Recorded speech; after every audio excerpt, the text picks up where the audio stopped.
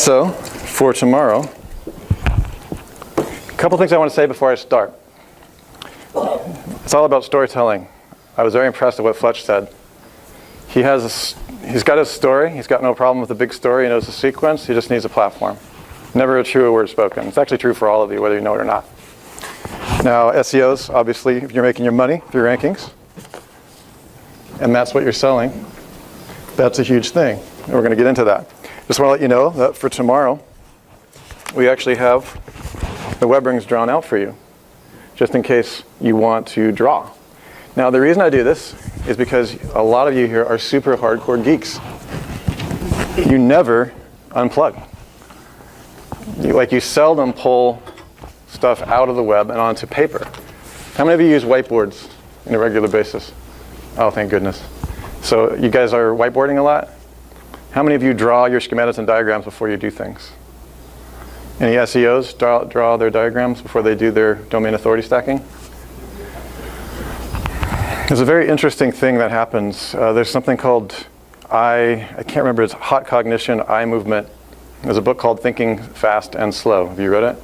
It's a really important one. You know, you watch the eyes, and when you're working up to solving a problem, and you're intensely trying to calculate things with the second brain, they call it the second mind, there's a contraction. And in that contraction is where all the intensity and almost all the pain happens, especially when you're trying to solve a problem by yourself. And especially when you're trying to solve a problem that the brain wasn't really designed to do. And you have to use the neocortex. So there's a contraction, and then as soon as you solve the problem, there's this final contraction, and then an expansion, and the pupils dilate. So what's always happening when we're trying to get something, and what I've noticed through the years, is how difficult it is to teach complex systems and variables without getting everybody just to contract and fold in on themselves and walk away going like, what was that? And I realize that happens because there's too much contraction. So what I'm going to try to do, and I'd ask your help, is when things get too technically intense over the next few days, and you're just like beating yourself up, we just need to take a break. Okay? Sometimes writing stuff down in what's called a brainstorm on a white piece of paper or a whiteboard really helps you just get it out of your head. And you can see the variables, and you can remove everything that's not important. So my hope, I'm going to try something this week with you guys for my theme, is that less but better. I consistently see my students around the world following all the variables all over the map, chasing those laser pointers, those, those bright shiny objects, and not really looking at the heart of their business and what actually makes money. Now, today, there's a lot of people in this room who are making 7 figures or greater. I really want everybody in the room to be making 7 figures or greater. And there's certain core principles that we have to realize before that's possible. And that's getting away, getting rid of everything that doesn't matter in your business. I'm going to really work with you this week and see if we can get into the heart of what matters with the business. And I've created tools and systems that has helped me look at what matters in the business. And we'll just keep working on that, okay? So tomorrow, we've got colored crayons and pencils for you guys. Anybody, when you start getting into drawing your platform and your broadcasting, you can draw on this if you wish. And that'll be fun and creative and get your pupils dilating. So, broadcasting, let's get into it a little bit.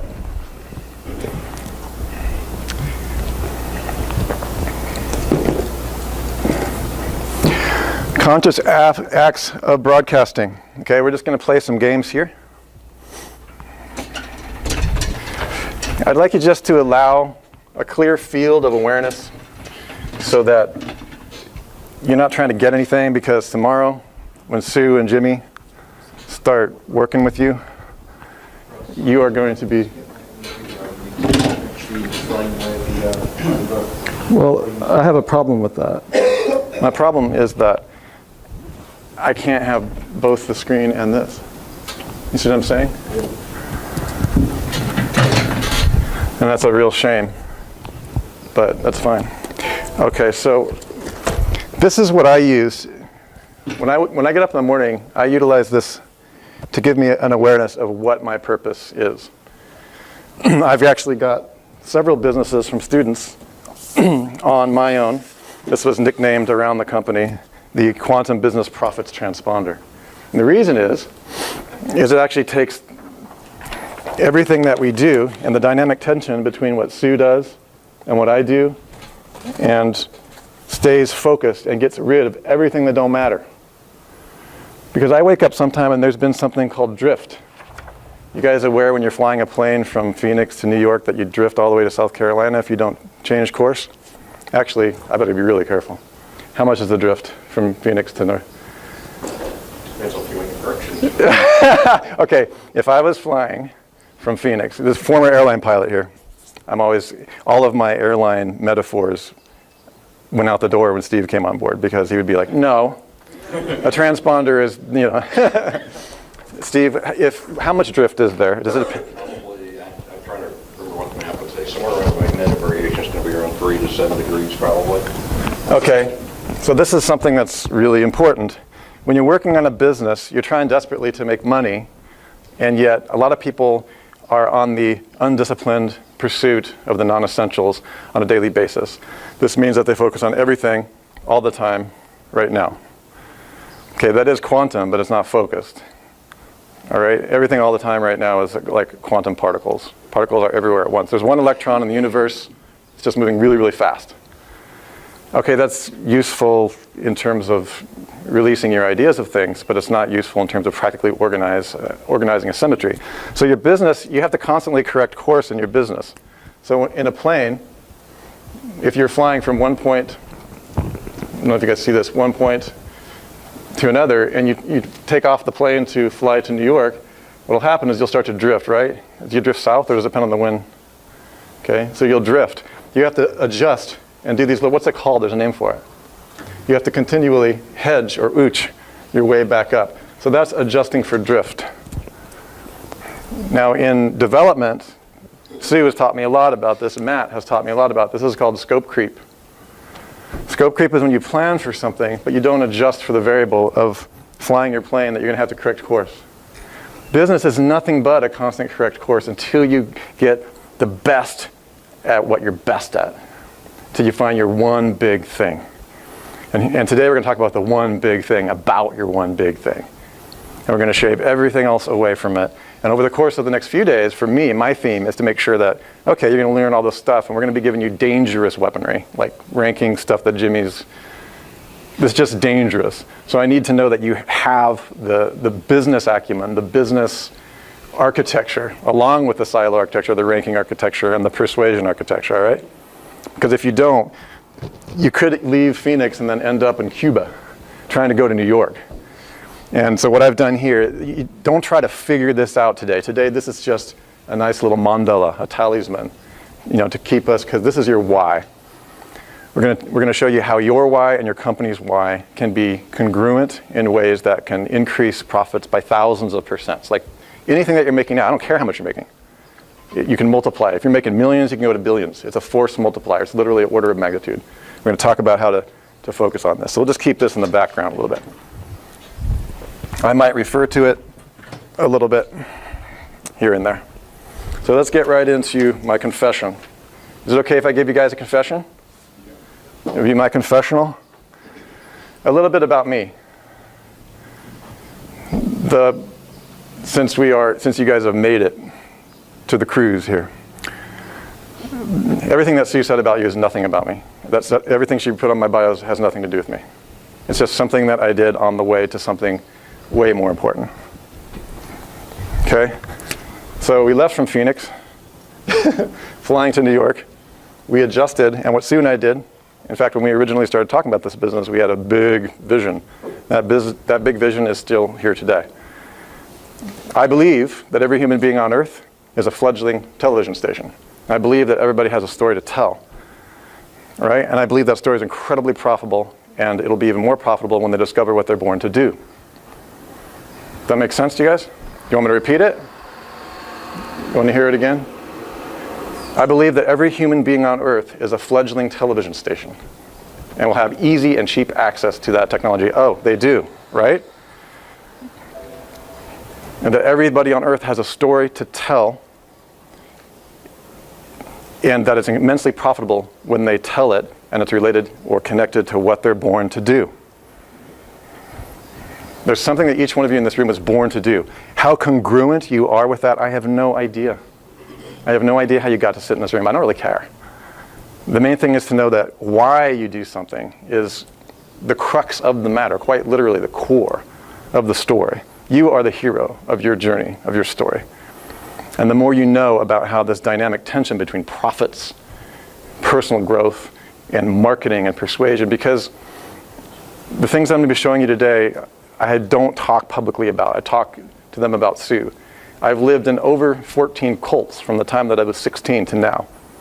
I have gained access to behaviors, religions, beliefs. I've had an opportunity to experience religious epiphanies from every perspective in the world, at least that I could get my hands on. I was a seeker for 15 years. That's who I actually am. Okay, I lived in a Buddhist monastery. I lived for 3 years in an ashram in India. I also studied Tai Chi. I was a Scientology member. All right, I was a cult deprogrammer for 8 months. So my point is that I wanted to know how the mind works, because it seemed to me that access to the mind would tell me a lot about myself. And really what all that journey was an exploration into what's going on here. And it was a discovery of who I am. All of my neuromarketing methodologies and techniques came from direct access to watching how organizations, cults, communities, beliefs, and religions around the world used tactics to persuade. Raise your hand if that creeps you out about me. Okay, good. So the interesting thing is that useful? Is there something that I can teach you with that? Is there something that I can communicate with that? Is there something beneficial to that for you? Well, we're going to find out. Because who you are, once you know when you have this kind of technology that we're going to be showing you, the impact can be really unfair. It can be very dangerous. It can be unethical. Because we're going to be showing you both the neuromarketing sides of things. We're going to especially be talking about the crocodile brain, right? That really is what persuasion experts focus on. But we're also going to be talking about something that transcends that, the three brains. Okay, and then we're going to take it beyond the brain into what is your message? What are you giving back? What is your impact on the world? And why do you want to have an impact? And each business impact is going to be uniquely yours. All right? Good. Is everybody clear? Can I move forward with that? Okay, good.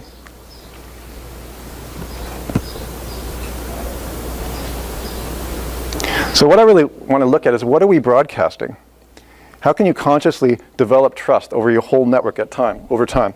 See, this is your business. This is the nuts and bolts of your business. This is what's being broadcasted out, okay? And you are at the center. The impact equation is what you or your company is broadcasting through this network of sites. And we're going to get in how to look at that message, because over time, what happens in business is your core message is amplified over time. Okay, and we're going to get into specifically how to do that. And that core message can either develop trust over time or undermine trust over time. And the less trust you have throughout the entirety of your network into your market segment, the harder it is. You can actually just be continually working constantly and never get resonance with your audience or your market. And resonance is a key factor. So here's my confession. During this live event, especially starting tomorrow, you'll be learning the deepest, darkest step-by-step secrets to building your own mass content broadcasting. These guys are going to make sure that you learn it. We're going to make sure that the technical nuts and bolts, also called the socially activated, semantic web integrated, one web brain, perpetual downstream traffic conversion, and domain authority stacking system. Okay, we get that. Before giving you the power, before you can start carving and sculpting the business around your network, we need to make sure that you understand the more penetrating your message, the more clear your purpose, the higher your product profit margin. What? Right? So how can you use this knowledge to increase? How can you do less but leverage more? How can you take away all the things that don't matter in your business and in your message and only keep the things that inspire, influence, impact in the world in a positive way, however you guys decide you want to do that? And hopefully it's coming from something that you care about and something that matters to you. Not necessary, but we're going to talk about how that works. The more money you will make when you do these three things. Does everybody get that? Questions? Does that make sense that your message is important? Okay. Anybody, does that make sense? Does anybody disagree with this? By the way, anybody who disagrees with anything, absolutely fine. You let me know. Like, let's have a dialogue. Let's have a conversation about it. Make sense? Good. So my job is to help you edit out everything in your story and your message, your process and your business, and maybe even your life. This is not a self-help conference. I do those. See the lady at the desk. Just kidding. But this is a key component. It is amazing to see how many successful entrepreneurs I know whose personal beliefs are congruent with the business they built. Now, I'm not suggesting that you all have to do that today. I just want to make sure that I point it out, at least so that you know that that's a factor. Because if I pretend that it's not, and I just give you a money machine, I've given people money machines before. Sue has, actually. I've watched, she gave somebody, how much was the sauna thing? She gave somebody a working business and it didn't make the person happy. It's amazing. You can hand somebody a cash generating device and they'll still blow themselves up and hate you for it afterwards. I mean, we're going to discuss why that's the case, why people must go through the process of effort justification, why you and I must learn and apply effort in order to appreciate what we have. But these are lessons that I've learned in my career with Sue that just always blow my mind. I would just have walked around and give people a working business. No, they have to build it, right? Does everybody agree with that? Anybody disagree with that? Anybody want me to just give them a working business right now? That's generating cash? Oh, you're lying to me. You're just trying to. Sue will be like, yeah. Okay. So anything that does not make you repeatable money and give you long-term personal fulfillment, I prefer that you have personal fulfillment. Doesn't mean that what your company does or sells has to matter to you. We'll get into that. But I really do want to make sure that at the very minimum you have a recurring. How many of you in this room do not have a recurring product income tied to your current item that you're selling? No? Agile? I'm not sure. I have to go customer after customer. Why? Because it's not like that. Gotcha, okay. So that would be something we would need to work on. And you should definitely be able to do that. I thought you had a membership area. I do. Okay, but that may not be the way you want to go. I don't yet. She's building. Okay, so that's in the works. Okay, good. That's interesting. So is it a microturn? Oh yeah. We should talk. Oh yeah. For reals. Yeah. For reals. For real. For reals. Wow. I'm reverting. I saw an angel in marble and carved it until I set it free. Right? I love that. It's this idea of editing out everything that doesn't matter in your life or in your business. We're going to talk about both. And keeping the things that matter. Raise your hand for me if you feel like you, on a day-to-day basis, if you had to plot all the things that have to go down every day in your business to make money, raise your hand if you feel like you have a good, solid grasp exactly what those things are. I think Fletch, you might. Yeah? And if they don't happen, like you know what they are, you could list them out for me, right? Okay. How many of you feel a little bit fuzzy and you are constantly wondering if you're doing the right thing for the right reason at the right time? Okay. That has got to go away. And it will by the end of this conference. Okay. It's got to go away. That's the one thing that I'm committed to making sure that you find. And it is interesting. Sometimes those do change. I'm not inflexible here. I'm not saying that they will never change. Your products change. Sometimes industry climates change, the environments change. We are a change tracking machine. That's the way that some people view the brain. Now, I personally believe that we're more than that. I know a lot of you wonder what I believe. I get those emails all the time. Are you an atheist? Are you Don't get me started. No, I'm not.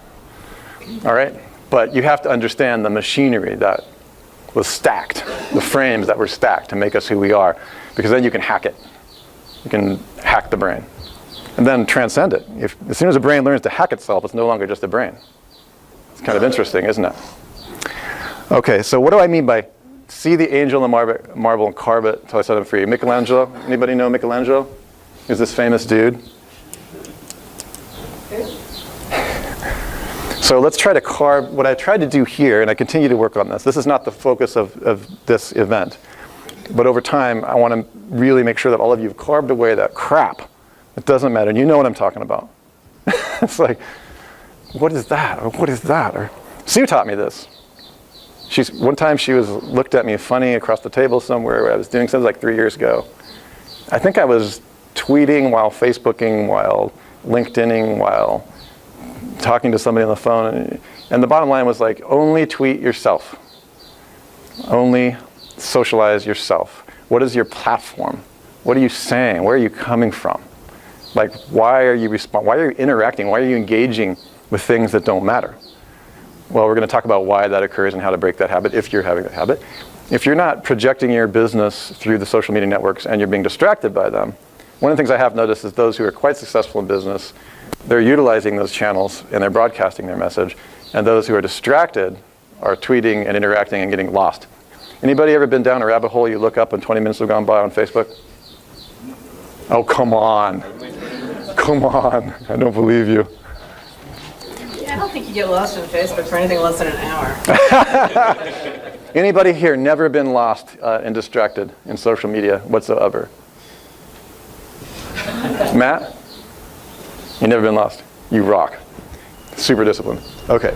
So that's just one thing. It's not just about that type of thing. It's also about business decisions. What are you selling? Selling the right thing. Okay, so we're going to get into that before lunch, hopefully. So let's just keep this thought in mind. Take everything away except that which aligns to your one big thing. Now, I know that sounds hypey, one big thing. I get that sometimes from naysayers. There is no one big thing. How many of you guys think that you have a one big profitable thing that you were born to do? Or at least that you can use what you're born to do to execute profitably? Anybody? Or is that just a crock? Everybody has a big thing, whatever they decide it is. If you believe that everybody has, that you can choose whatever big thing is yours and just decide to do it, okay, that's also acceptable. All right. So there's your one big thing. There's everything else. All right? I know this is silly and simple, but it's really true. I'm going to show you step by step how we can do it. Slightly different for everybody. So this one profitable thing, find that one, and then everything else can support it. So here's the one profitable thing about your one profitable thing. It's your next big thing. Okay, that's how to find it. Let's get into this. You have 3 index cards on your desk, all right? They will contain 3 of the most profitable takeaways from today's session. At least they were profitable to me. These are the things that helped me get rid of everything that didn't matter in my story, my message, my life. I know that seems like a tall order, but we're going to try it. And if it's going to be uniquely, it's going to be a unique aspect of each one of you. Don't lose them. We've seen people multiply their income times 10 with these cards. Hang on to them. Hopefully you'll bring them next year and see like how they worked out for you. Okay. So just to make sure, like here, just so you guys know how I think. I'm thinking in terms of what you're broadcasting out to the world. Does that make sense? Transponder is airplanes have them. It's an interrogation system where the plane says, I'm this. And the ground says, okay, you're that. I'm this, right? It's like when you're broadcasting, also, I really built this for like this idea of satellite transponder. Satellite transponder takes a bunch of information from different sources and frequencies and passes them out to other locations. So that's your channels. Like it can transform a few channels into thousands of channels, right? That's why I chose the idea of the transponder. And you guys are going to be given that. That's what the web ring system is. And it's just a broadcasting platform for your story. And the story will be different sizes in different locations. A tweet is 140 something. An article is, right, this and that. And so you've got different sizes. A video is media rich, whereas a tweet is not. And there's so many different kind of contexts that we have to remember that the medium is the message.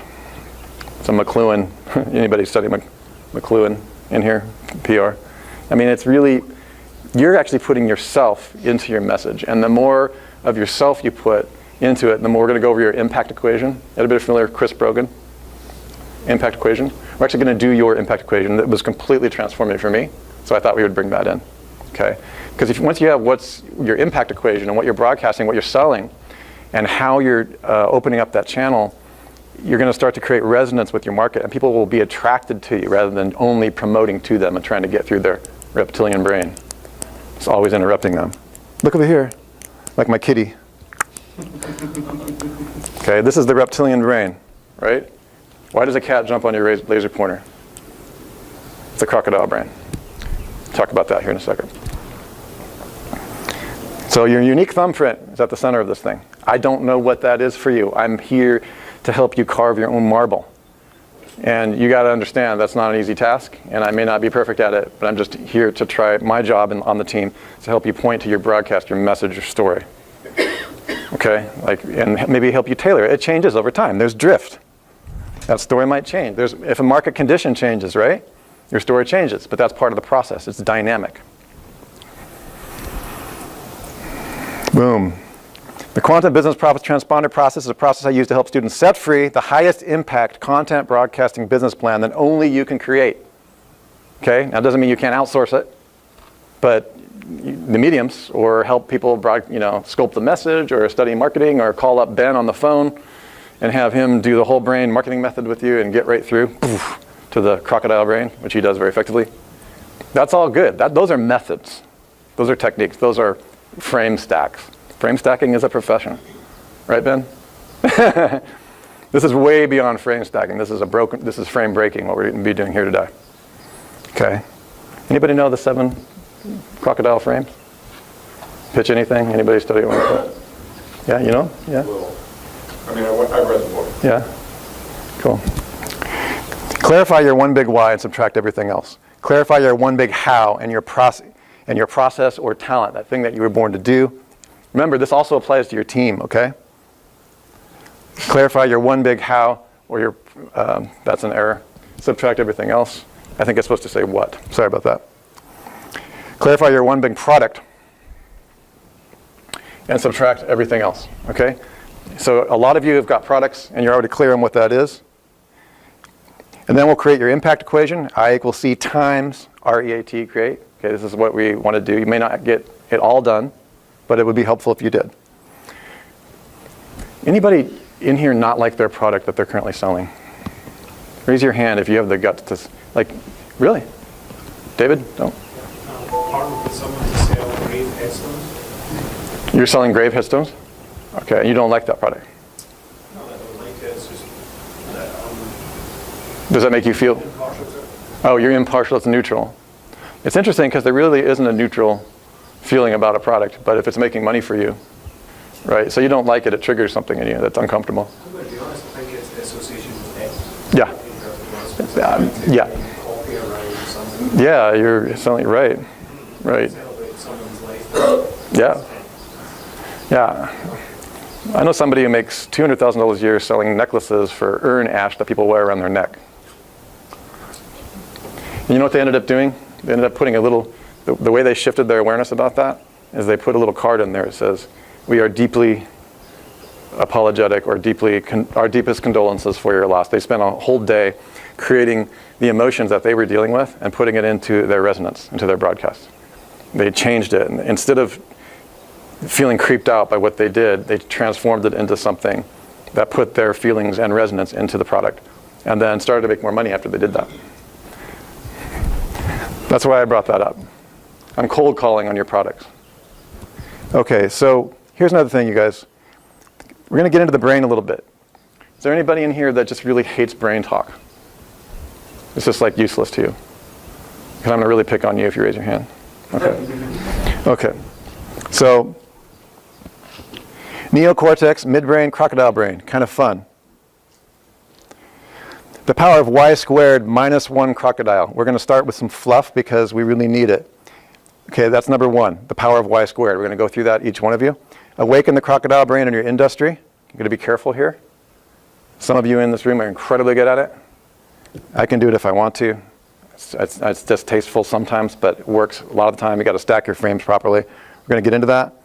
Oil your hair triggers. Sue and I are going to talk to you about that.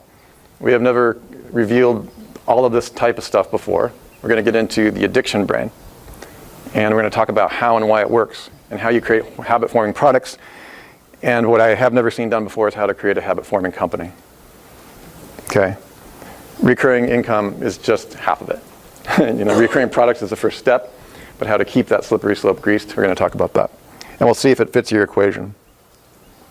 Prepare your message and your broadcast, or your impact equation, as we discussed. Here's the actual process. We're just reviewing the process we're going to go through. Measure your engagement and conversion. Probably not going to get too much into this today. Matt and I might talk a little bit about engagement and tracking. Matt's working on some amazing stuff. As you know, PKMM has already started construction. This is the tracking system. We're going to be talking about PWIC today, because PWIC is one of the back frames that Sue is using for the perpetual keyword money machine. You guys will absolutely be the prototype people, right, Sue? Like Yes. PKM, like you guys are going to be getting the first prototype. It's not available today, but we'll be getting into measuring. When you're putting messages out into the universe, you got to figure out what the impact is. Some things can be accounted for, and other things cannot be accounted for. There's trackable things, or what we call external actions that can be tracked.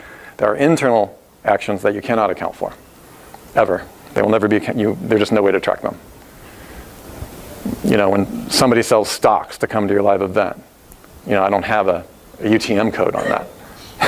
And that tells you very much a lot. It gives you a lot of information, for instance, about the product quality and how it resonates with you. Okay, we'll get into that. We're also going to tweak the trust message echo. For me, it's all about trust. This entire thing is really about broadcasting the highest impact based on what you intend. Conscious acts of intention, conscious acts of broadcasting, what you intend to communicate and sell. And then as you get the feedback loop, you're going to tweak the trust message, and that's echo or resonance. I was talking to Welton about resonance on break. It's a very, very tricky topic to discuss. It has multiple definitions. And we're not getting woo-woo here at New Age. We're going to get into the actual physics of resonance in a broadcasting machine and why it works and how you change the communication, what you're communicating through your network and your technology from promotion-based crocodile engagement to attraction-based midbrain and neocortex attraction without getting people sleepy with mental analysis. I'm aware that I do that, so I'm working on it. You guys tell me, in fact, if you guys start to go to sleep because I'm boring you with like technical details, we're going to take a break. All right, somebody just say, okay, we need to take a break. All right?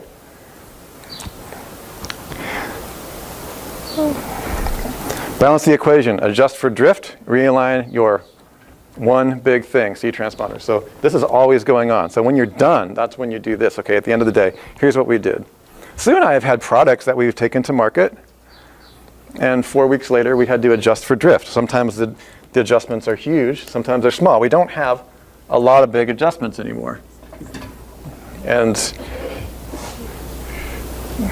you are in Agile. Agile is actually all about software development where the adjustments are tiny instead of giant leaps of profit loss. So this is a very real and practical thing. I mean, that's one thing that I understand Agile to be about.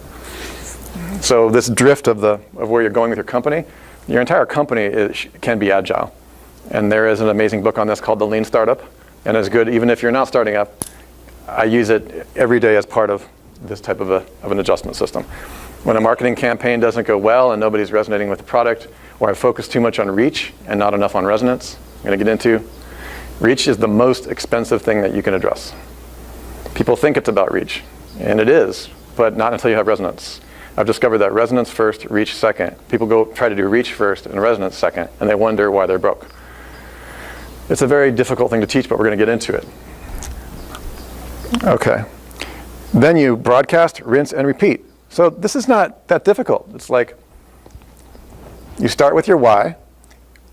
You get everything set up. In other words, you come from who you are.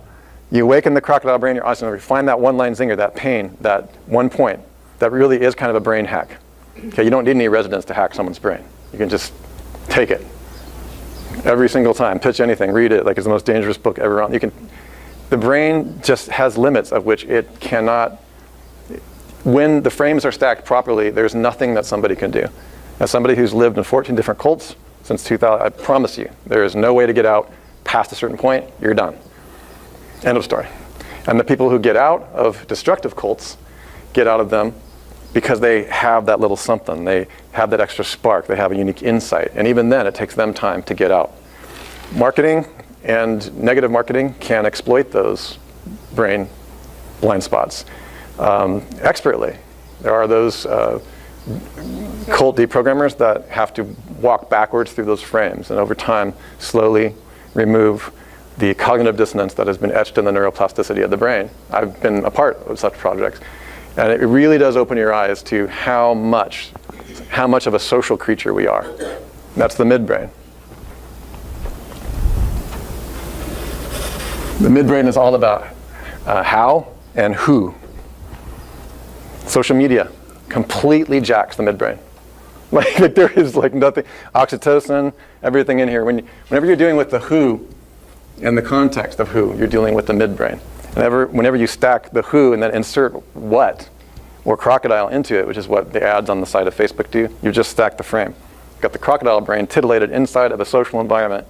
So you've got two frames stacked and two neurochemicals happening at the same time, norepinephrine and dopamine. Bad. Great for the person selling the product, not so good for the people who maybe don't know they're caught in the web. We're going to talk about that. All right, the power of y squared minus 1 crocodile. Let's get into it. We are not thinking machines that feel. We are feeling machines that think.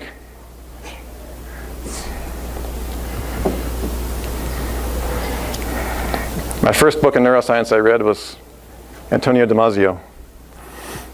This is before I got into Dr. Gregory Burns' work on dopamine. I don't know all of your beliefs in this room. I'm not here to get into evolutionary psychology with you. I'm not here to say that God doesn't exist, does or doesn't exist. That's not where I'm at. I'm saying that the ingenious mechanism of ancient stacking of systems went crocodile, midbrain, neocortex. Now, it didn't just happen pop, pop, pop. It was all being developed all at once. Okay? And so what's happening is feeling and movement. The first sense organ was all it could really do is like a kitten looking at a laser pointer. All that, it's just, we were just sitting there like, just, and the only thing we had was to detect change. Whoosh, like a bird looking for a worm. That's the crocodile brain, right? That's really where it's at. It's very strange what happened through evolution because, like my cat will jump on this and, and get that change. But over time, that brain stacked to be able to create virtual worlds in which it's still looking for change. Call that abstract crocodile brain. Now, we're going to get into this, and I've never heard this talked about too much before. But it's really helpful because when you're crafting your story, you can still unfairly stack your story in your favor, but still provide an immense amount of resonance and trust, and generate trust over time throughout this whole system. Because as trust increases, as Sue and I will talk about later in the trigger work, you can create deeper and deeper resonance with your community, and at a certain point, you almost don't even need to generate reach anymore. You don't need to focus on new markets, which is really a mistake. I think you need to, but you really could live on the energy of those relationships. And then what you want to do is like generate that resonance, and then as you see like OMG or anywhere else, a significant amount of their new energy comes in from affiliates, and right? So we'll get into how that model may or may not work for you, but you got to look at how that gets stacked. So here, start with why. I know anybody not seen the video Start with Why? Simon Sinek? Okay, anybody not seen it besides David? Okay, probably we will take a gander at it. We're going to start with that fluff, get it out of the way. The reason is, I'm taking a different approach with Start with Why this year. It has helped a lot of my students. What is missing? The Start with Why is really talking about why you do what you do, how you do what you do. Main thing I want you to be aware of is that the limbic brain and the neocortex is the what. Okay, this is your product or what you're doing. This is your personal why. What do you believe? And how and if you are communicating what you believe to your audience, your story. Are you telling the story of what you believe? You don't have to necessarily tell a story like, hi, I'm Fletch and I believe this, right? You can also, it's your positioning, like it can ooze out of you and resonate out of you, right? Okay, that's good. So just pay a little bit of attention about how the Start with Why model that we're going to watch this video. Simon Sinek is an amazing speaker. I think he's one of the most amazing speakers out there in terms of brand development. How brands exploit the why and the belief of what they are instead of just selling the what. Okay, and this will give us a good launch pad into creating your impact equation. So again, just keep in mind that this is how this works. Okay. Now, I don't know if we have audio. No audio? Oh, that's sad. So where do you start when you have a program that's about integrating life's passions? Well, you start with why. Why? And that kicks us off for the first speaker tonight, Simon Sinek, in his talk, Start with Why. We assume even we know why we do what we do. But then how do you explain when things don't go as we assume? Or better, how do you explain when others are able to achieve things that seem to defy all of the assumptions? For example, why is Apple so innovative? Year after year after year after year, they're more innovative than all their competition. And yet they're just a computer company. They're just like everyone else. They have the same access to the same talent, the same agencies, the same consultants, the same media. Then why is it that they seem to have something different? Why is it that Martin Luther King led the civil rights movement? He wasn't the only man who suffered in a pre-civil rights America, and he certainly wasn't the only great orator of the day. Why him? And why is it that the Wright brothers were able to figure out controlled powered manned flight when there were certainly other teams who were better qualified, better funded, and they didn't achieve powered manned flight, and the Wright brothers beat them to it? There's something else at play here. About 3.5 years ago, I made a discovery, and this discovery profoundly changed my view on how I thought the world worked, and it even profoundly changed the way in which I operate in it. As it turns out, there's a pattern. As it turns out, all the great and inspiring leaders and organizations in the world, whether it's Apple or Martin Luther King or the Wright brothers, they all think, act, and communicate the exact same way, and it's the complete opposite to everyone else. All I did was codify it. And it's probably the world's simplest idea. I call it the golden circle.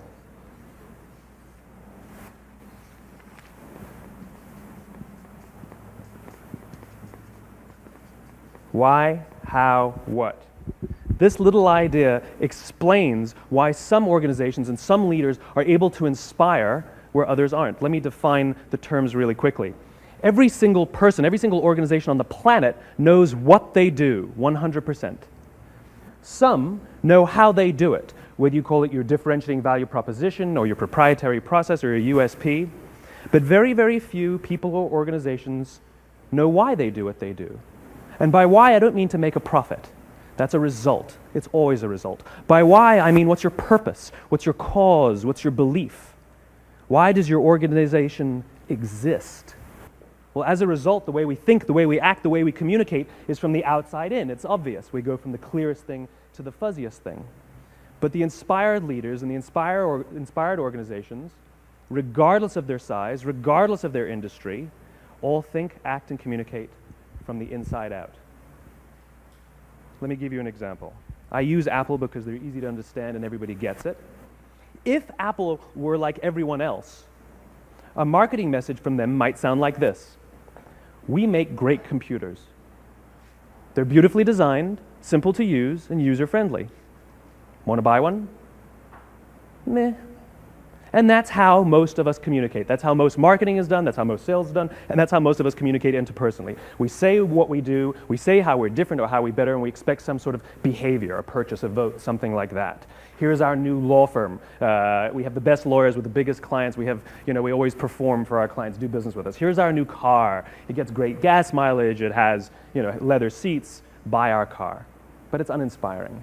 Here's how Apple actually communicates. Everything we do, we believe in challenging the status quo. We believe in thinking differently. The way we challenge the status quo is by making our products beautifully designed, simple to use, and user-friendly. We just happen to make great computers. Want to buy one? Totally different, right? You're ready to buy a computer from me. All I did was reverse the order of the information. People don't buy what you do, people buy why you do it. People don't buy what you do, they buy why you do it. This explains why every single person in this room is perfectly comfortable buying a computer from Apple. But we're also perfectly comfortable buying an MP3 player from Apple, or a phone from Apple, or a DVR from Apple. But as I said before, Apple's just a computer company. There's nothing that distinguishes them structurally from any of their competitors. Their competitors are all equally qualified to make all of these products. In fact, they tried. A few years ago, Gateway came out with flat screen TVs. They're eminently qualified to make flat screen TVs. They've been making flat screen monitors for years. Nobody bought one. Dell came out with MP3 players and PDAs. And they make great quality products, and they can make perfectly well-designed products, and nobody bought one. In fact, talking about it now, we can't even imagine buying an MP3 player from Dell. Why would you buy an MP3 player from a computer company? But we do it every day. People don't buy what you do, they buy why you do it. The goal is not to do business with everybody who needs what you have. The goal is to do business with people who believe what you believe. Here's the best part. None of what I'm telling you is my opinion. It's all grounded in the tenets of biology, not psychology, biology. If you look at a cross-section of the human brain looking from the top down, what you see is the human brain is actually broken into three major components that correlate perfectly with the golden circle. Our newest brain, our Homo sapien brain, our neocortex, corresponds with the what level. The neocortex is responsible for all of our rational and analytical thought and language. The middle two sections make up our limbic brains, and our limbic brains are responsible for all of our feelings, like trust and loyalty. It's also responsible for all human behavior, all decision-making, and it has no capacity for language. In other words, when we communicate from the outside in, yes, people can understand vast amounts of complicated information like features and benefits and facts and figures. It just doesn't drive behavior. When we communicate from the inside out, we're talking directly to the part of the brain that controls behavior, and then we allow people to rationalize it with the tangible things we say and do. This is where gut decisions come from. You know, sometimes you can give somebody all the facts and your figures, and they say, I know what all the facts and details say, but it just doesn't feel right. Why would we use that verb? It doesn't feel right. Because the part of the brain that controls decision-making doesn't control language. And the best we can muster up is, I don't know, it just doesn't feel right. Or sometimes you say you're leading with your heart or you're leading with your soul. Well, I hate to break it to you, those aren't other body parts controlling your behavior. It's all happening here in your limbic brain, the part of the brain that controls decision-making and not language. But if you don't know why you do what you do, and people respond to why you do what you do, then how will you ever get people to vote for you or buy something from you, or more importantly, be loyal and want to be a part of what it is that you do? Again, the goal is not just to sell people who need what you have. The goal is to sell to people who believe what you believe. The goal is not just to hire people who need a job. It's to hire people who believe what you believe.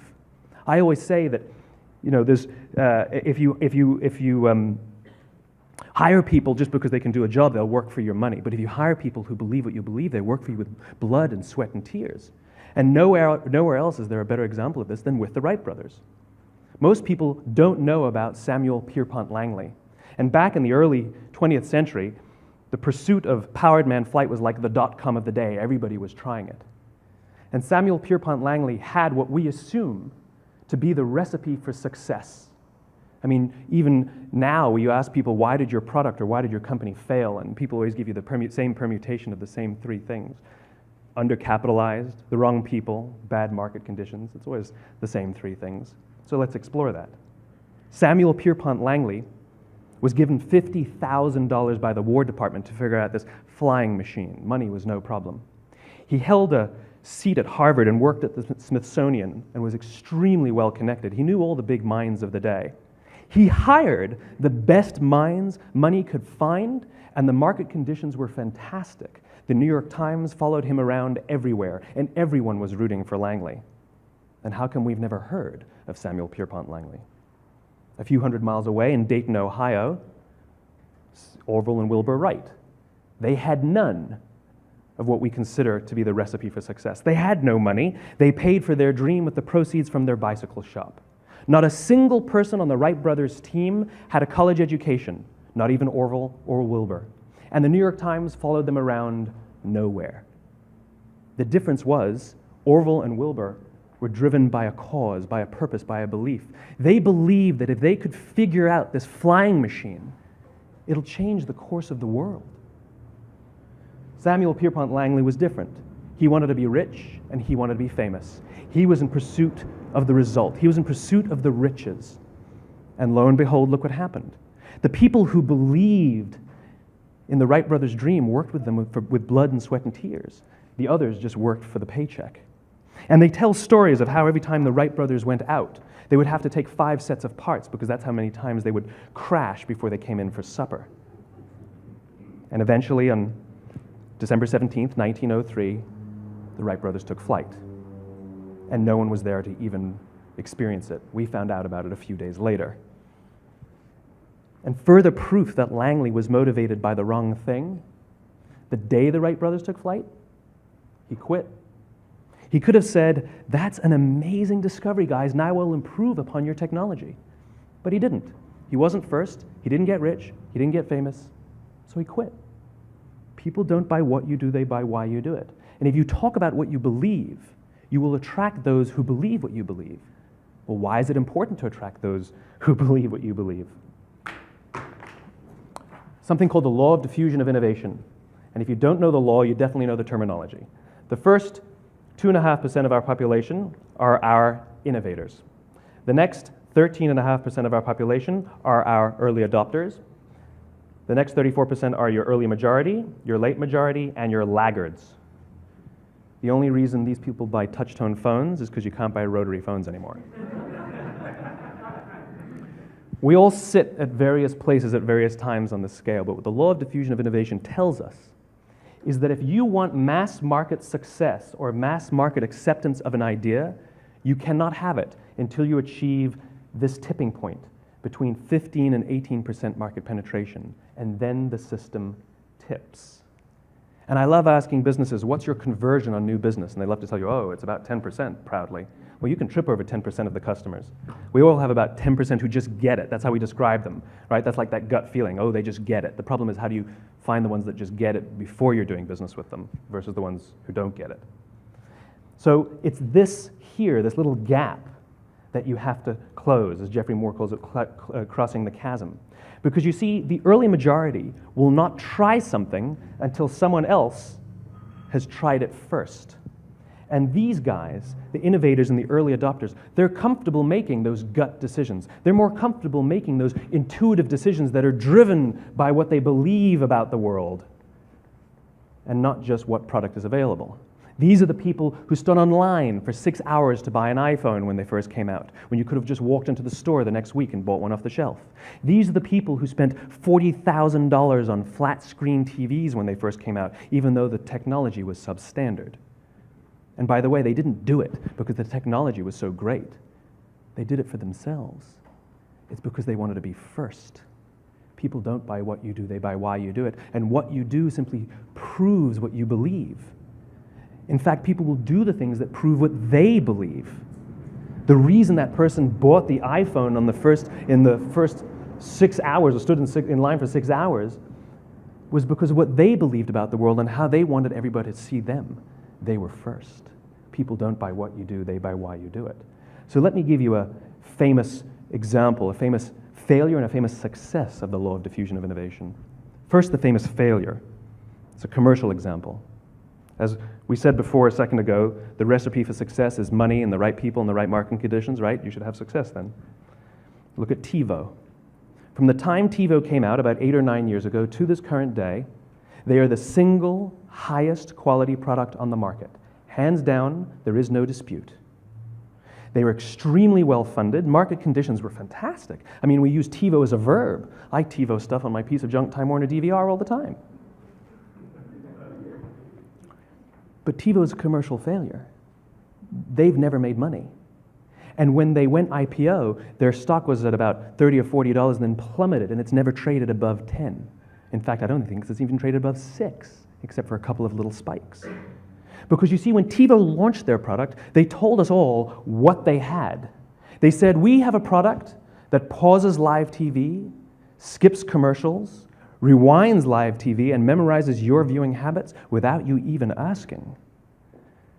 And the cynical majority said, we don't believe you, we don't need it, we don't like it, you're scaring us. What if they had said, if you're the kind of person who likes to have total control over every aspect of your life, boy, do we have a product for you. It pauses live TV, skips commercials, memorizes your viewing habits, etc., etc. People don't buy what you do, they buy why you do it, and what you do simply serves as the proof of what you believe. Now let me give you a successful example of the law of diffusion of innovation. In the summer of 1963, 250,000 people showed up on the Mall in Washington to hear Dr. King speak. They sent out no invitations, and there was no website to check the date. How do you do that? Well, Dr. King wasn't the only man in America who was a great orator. He wasn't the only man in America who suffered in a pre-civil rights America. In fact, some of his ideas were bad, but he had a gift. He didn't go around telling people what needed to change in America. He went around and told people what he believed. I believe, I believe, I believe, he told people. And people who believed what he believed took his cause and they made it their own, and they told people. And some of those people created structures to get the word out to even more people. And lo and behold, 250,000 people showed up on the right day, on the right time to hear him speak. How many of them showed up for him? 0. They showed up for themselves. It's what they believed about America that got them to travel on a bus for 8 hours to stand in the sun in Washington in the middle of August. It's what they believed. And it wasn't about black versus white. 25% of the audience was white. Dr. King believed that there are 2 types of laws in this world, those that are made by a higher authority and those that are made by man. And not until all the laws that are made by man are consistent with the laws that are made by the higher authority will we live in a just world. It just so happens that the civil rights movement was the perfect thing to help him bring his cause to life. We followed him not for him, but for ourselves. And by the way, he gave the I have a dream speech, not the I have a plan speech. Listen to politicians now with their comprehensive 12-point plans. They're not inspiring anybody. Because there are leaders and there are those who lead. Leaders hold a position of power or authority, but those who lead inspire us. Whether they're individuals or organizations, we follow those who lead not because we have to, but because we want to. We follow those who lead not for them, but for ourselves. And it's those who start with why that have the ability to inspire those around them or find others who inspire them. Thank you very much.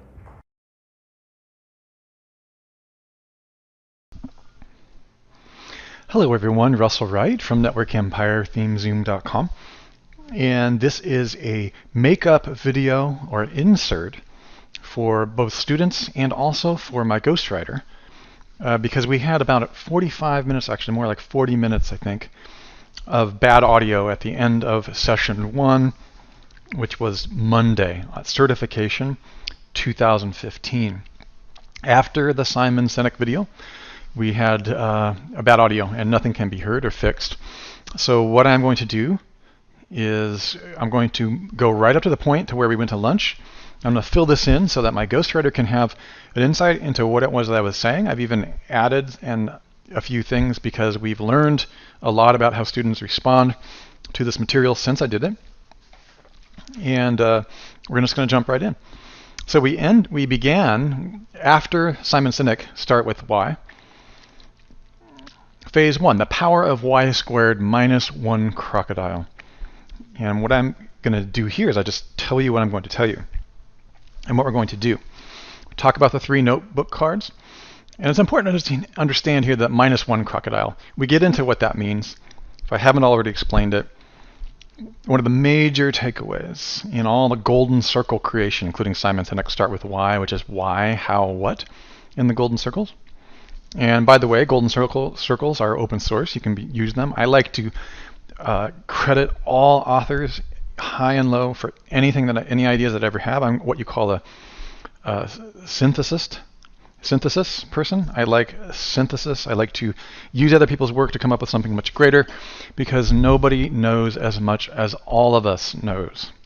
Nobody knows as much as all of us knows. It's something I learned in my years of work with a variety of synthesists, people who use multiple ideas to create new ideas. Synthesis is the core of cultural creativity, and it's how I like to communicate my ideas.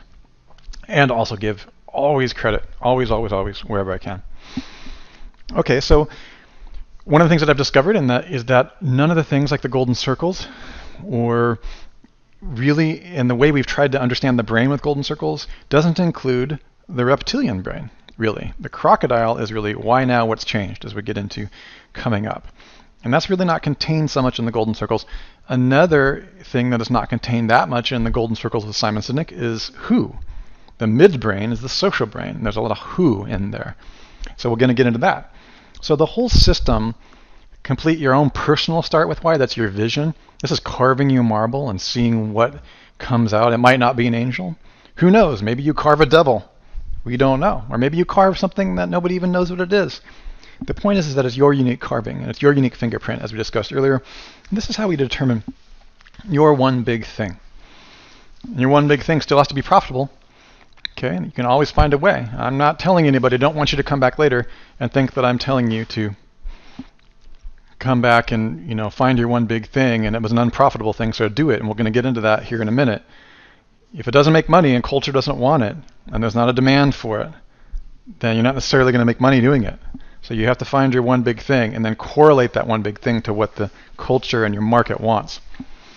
So that's step one, is complete your start with why. Personal editing, you're carving the marble, your advanced search, your Dipsy lure. If we haven't got into those, we will, on your first note card. The advanced search is, again, the deep search, like a complex search. Instead of just typing into Google, let's say you have something on your mind, like you want to know about vacuum cleaners. But what you're really asking is vacuum cleaners that don't blow dust back into the room and that have a water filter and are HEPA certified and create a vortex inside the engine and don't make any noise. You see how that's a much bigger search than vacuum cleaners in Google? Okay, because you've got parameters. You've got complex parameters. You've got different depths. And a Dipsy lure is actually a concept I got for a search engine company that at one point in time was going to compete with Google, but it was either purchased by Google or it went out of business. And Dipsy is a fisherman's lure, or it's a type of Dipsy lure that actually has hooks at different depths of the ocean so that it can fish different kinds of fish at different depths. And so it had like maybe a fishing lure that was 50 feet, another one that was 100 feet, another one went down 300 feet, and they all had hooks and bait on them. The idea was that you could only find out what was happening at the different levels of the ocean based on the different levels where the fishing hook was floating. So they had little floaters that would keep them at different depths and different lengths. Okay, so this is the idea of a Dipsy lure, and that's pretty abstract, but I loved that concept, the fact that a search engine was going to launch even though it finally went out of business. Actually, it never got it off the ground. I think the project was funded, and then they never built it. They didn't want to compete with Google, I guess. I love that idea, though, because there are different levels of depths on the search engines. There are different levels of depths in data. There are different levels of depths inside of you. And that's what I really want you to understand, is that those depths inside of you are just as complex as the depths of information and data on the different levels of the web, everything from the hidden web to the mid-web to the superficial search engines that share all of your information, and in the browser information that's stored and shared by everybody is the superficial web. Okay. Step 2 is complete your business hedgehog principles. We'll get into that if we haven't already. Hedgehog principle, we should give full credit to Jim Collins of Good to Great.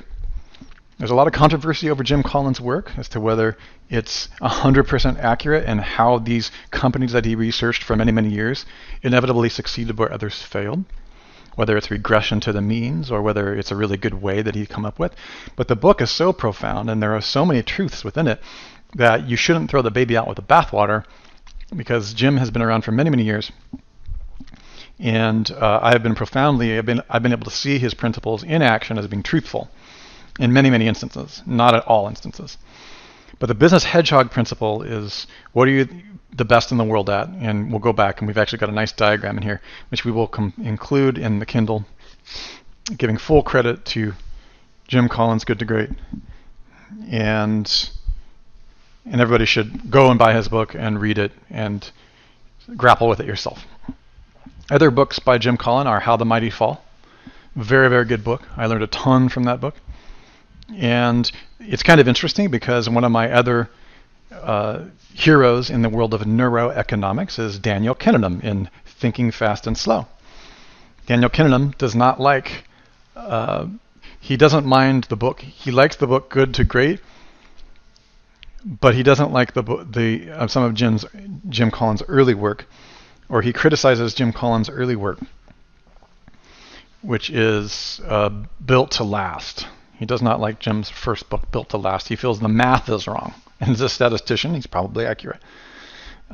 So we can probably leave that out of the Kindle book in terms of our ghostwriter about reading this. But it's just important to understand that the hedgehog principle is one of the most profound principles in all the stuff that Jim Collins teaches. It's a simple heuristic to understand how to be successful as a business. But you aren't really going to stack that knowledge on an incomplete personal why or purpose. Know thyself first.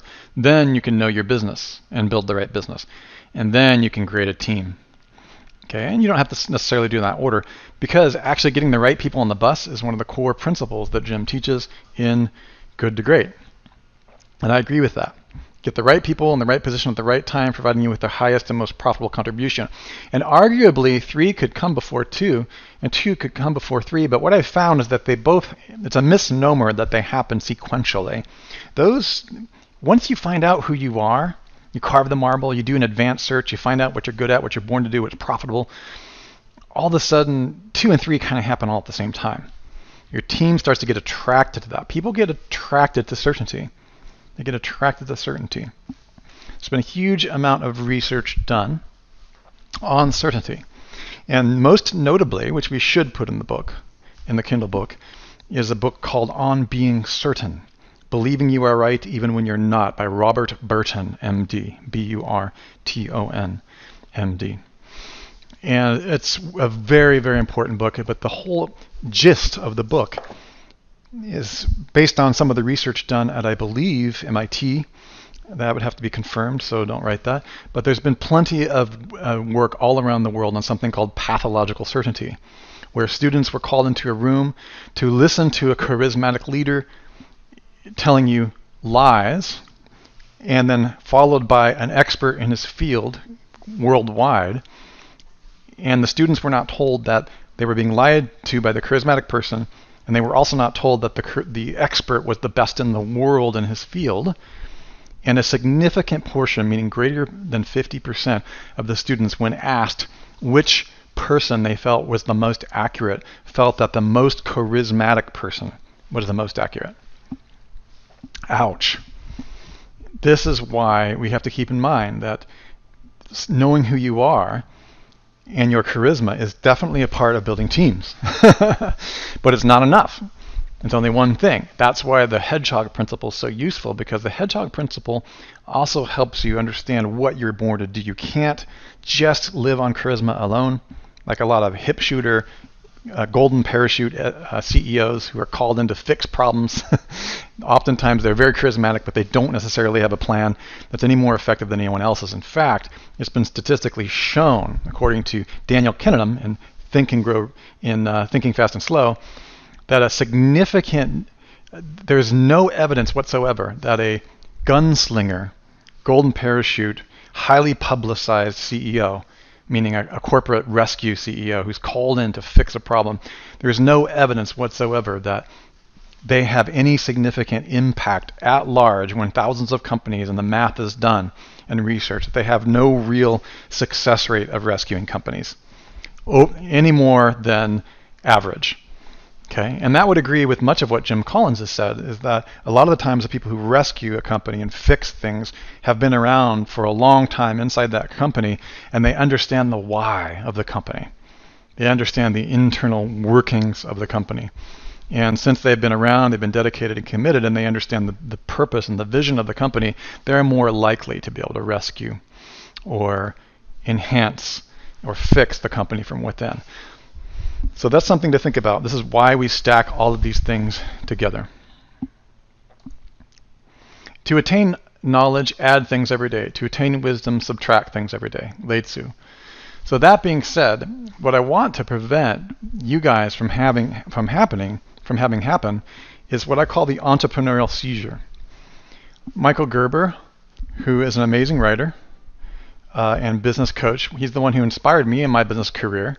True story, the first business I ever really owned, actually probably a second business, the first one was a network marketing opportunity, which I did very well in, was a FedEx home delivery business. Back when FedEx Home Delivery was selling their little business in a box franchise where you would own the van and the territory. I didn't make any money. All of my profits went into just maintaining the truck in the cold Wisconsin winter and paying for gas and oil and engine block heaters and all kinds of things. But one of the good things about being an entrepreneur and owning a home delivery truck and driving it is that I could listen to large numbers of CDs. And one of the first CD series I listened to was E-Myth Marketing. And in it, Michael Gerber talks about the entrepreneurial seizure. One of the big problems is that people are really too focused on attaining knowledge and not focused enough on getting rid of things. Okay?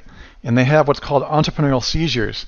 They get excited about something and they get expired and they take action and they spend money getting the business going, but they don't have the skill, the insight, or the team to execute. And they don't have the business decision. Okay, so that's something I want you to be aware of.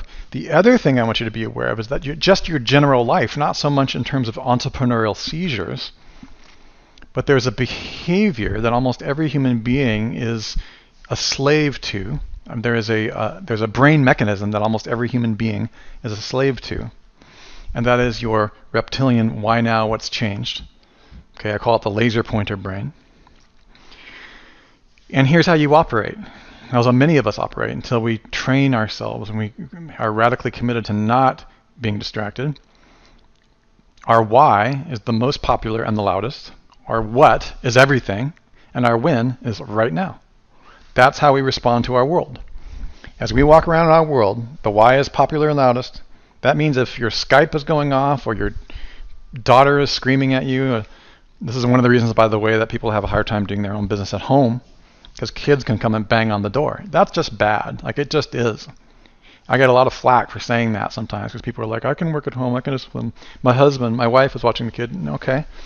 Well, I'm sure that's working to some degree, but it's not the ultimate degree of solitude that you actually need for big projects, is what I'm really saying.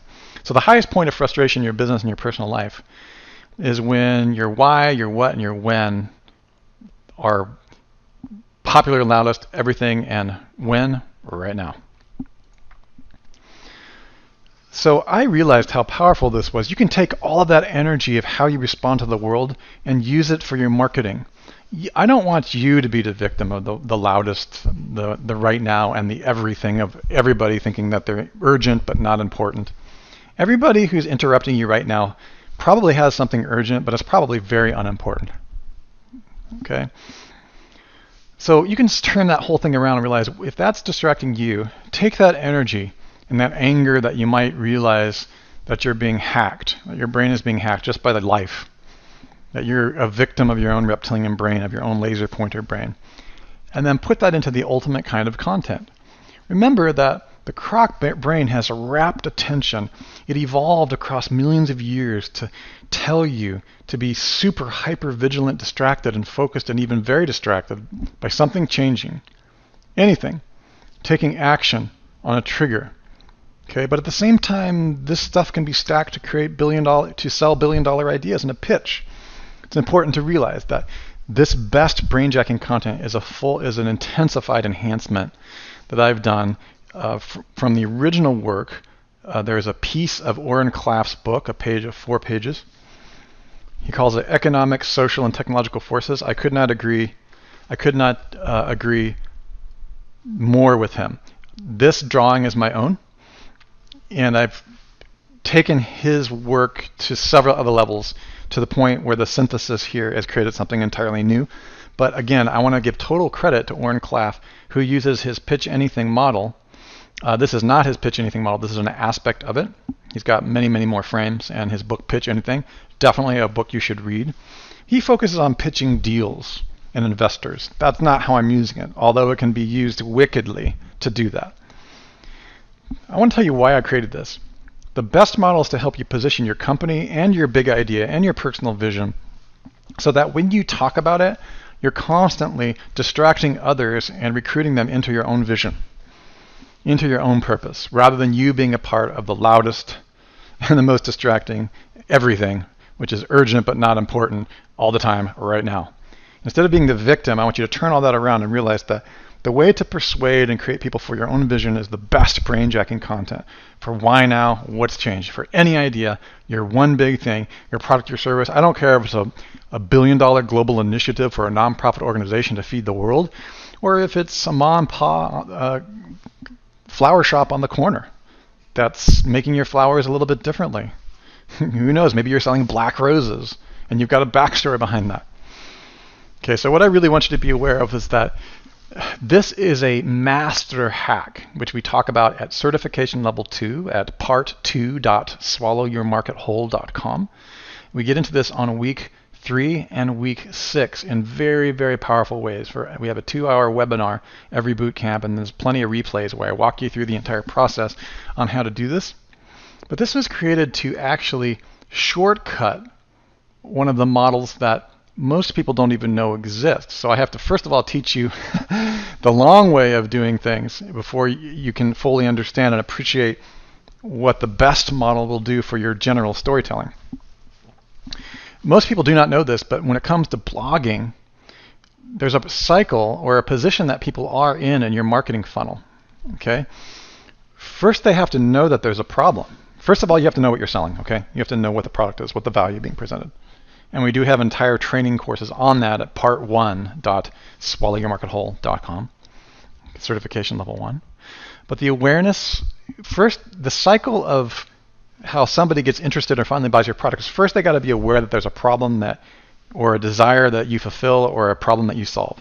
The second is they have to evaluate whether that problem is real or true for them in their case, in their context. And that's another type of content. Each one of these green blocks are content. And the third case is conversion, at which point they've been made aware that there's a problem, and at the second point they've evaluated the problem relates to them and they want to solve it, then they might buy something with the third kind of content.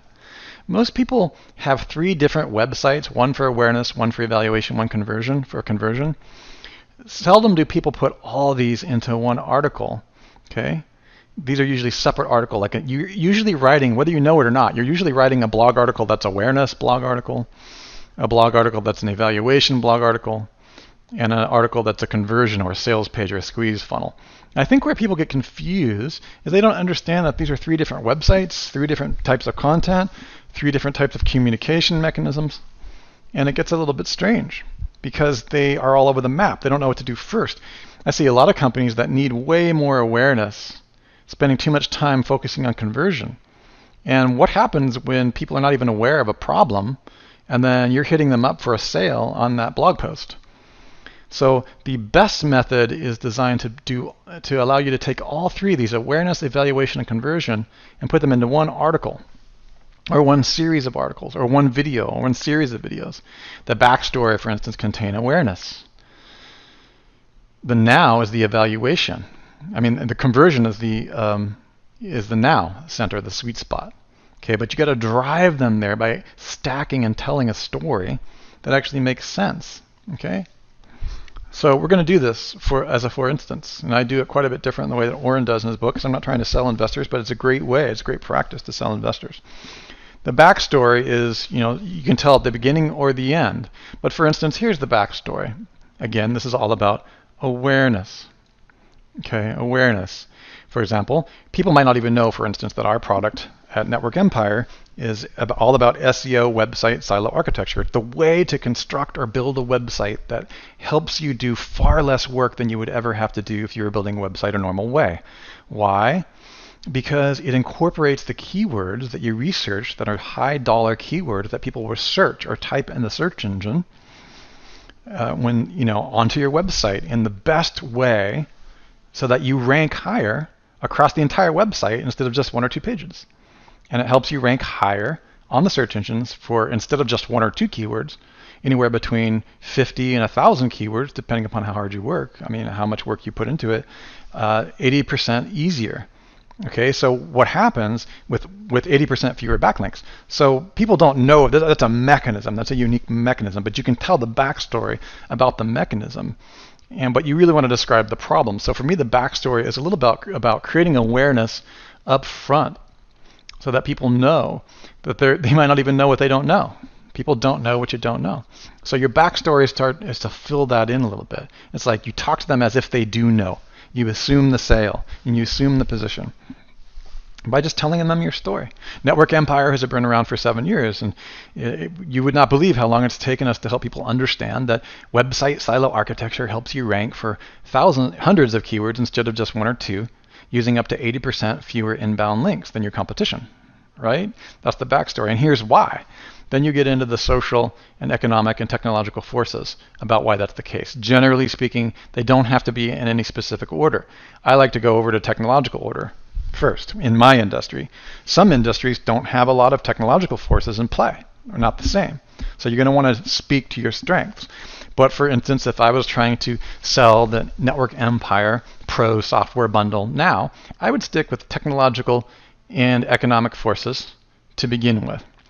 Technological forces are that Google is constantly changing, and that website silo architecture and our software that helps you easily build it, but specifically website silo architecture, the reason it's a strong technology is because it works the same way with Google's own data hierarchy.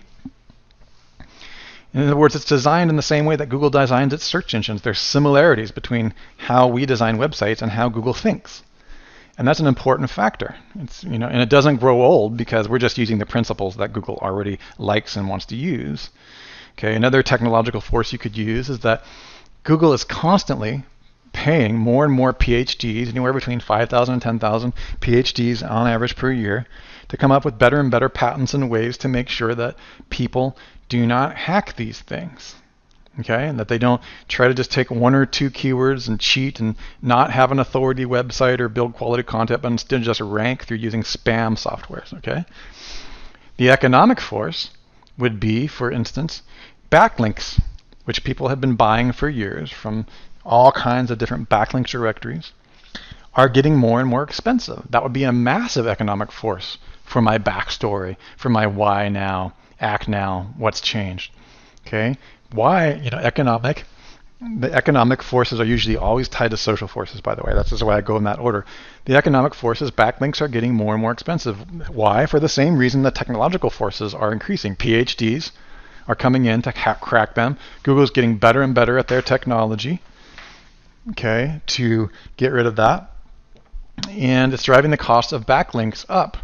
And backlinks are expensive. That's one huge economic force. And again, that's why now. Remember, I'm driving them down the funnel, all in one big, wonderful, juicy story. That's awareness, evaluation, conversion all at once. Okay? Well, what about the social forces? The social forces are oftentimes unnecessary, but what are if the economic forces, the prices are going up, the social forces could be how the world is responding to that. My favorite social force in our business is, in response to that, we have all these young kids coming into the search engine optimization industry who literally were born with Nintendo thumbs.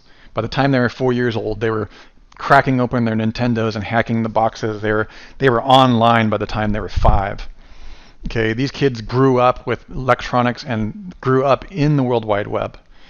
And for anybody who doesn't know that, they're competing. The new SEO generation is you're competing with a new young generation that hacks everything.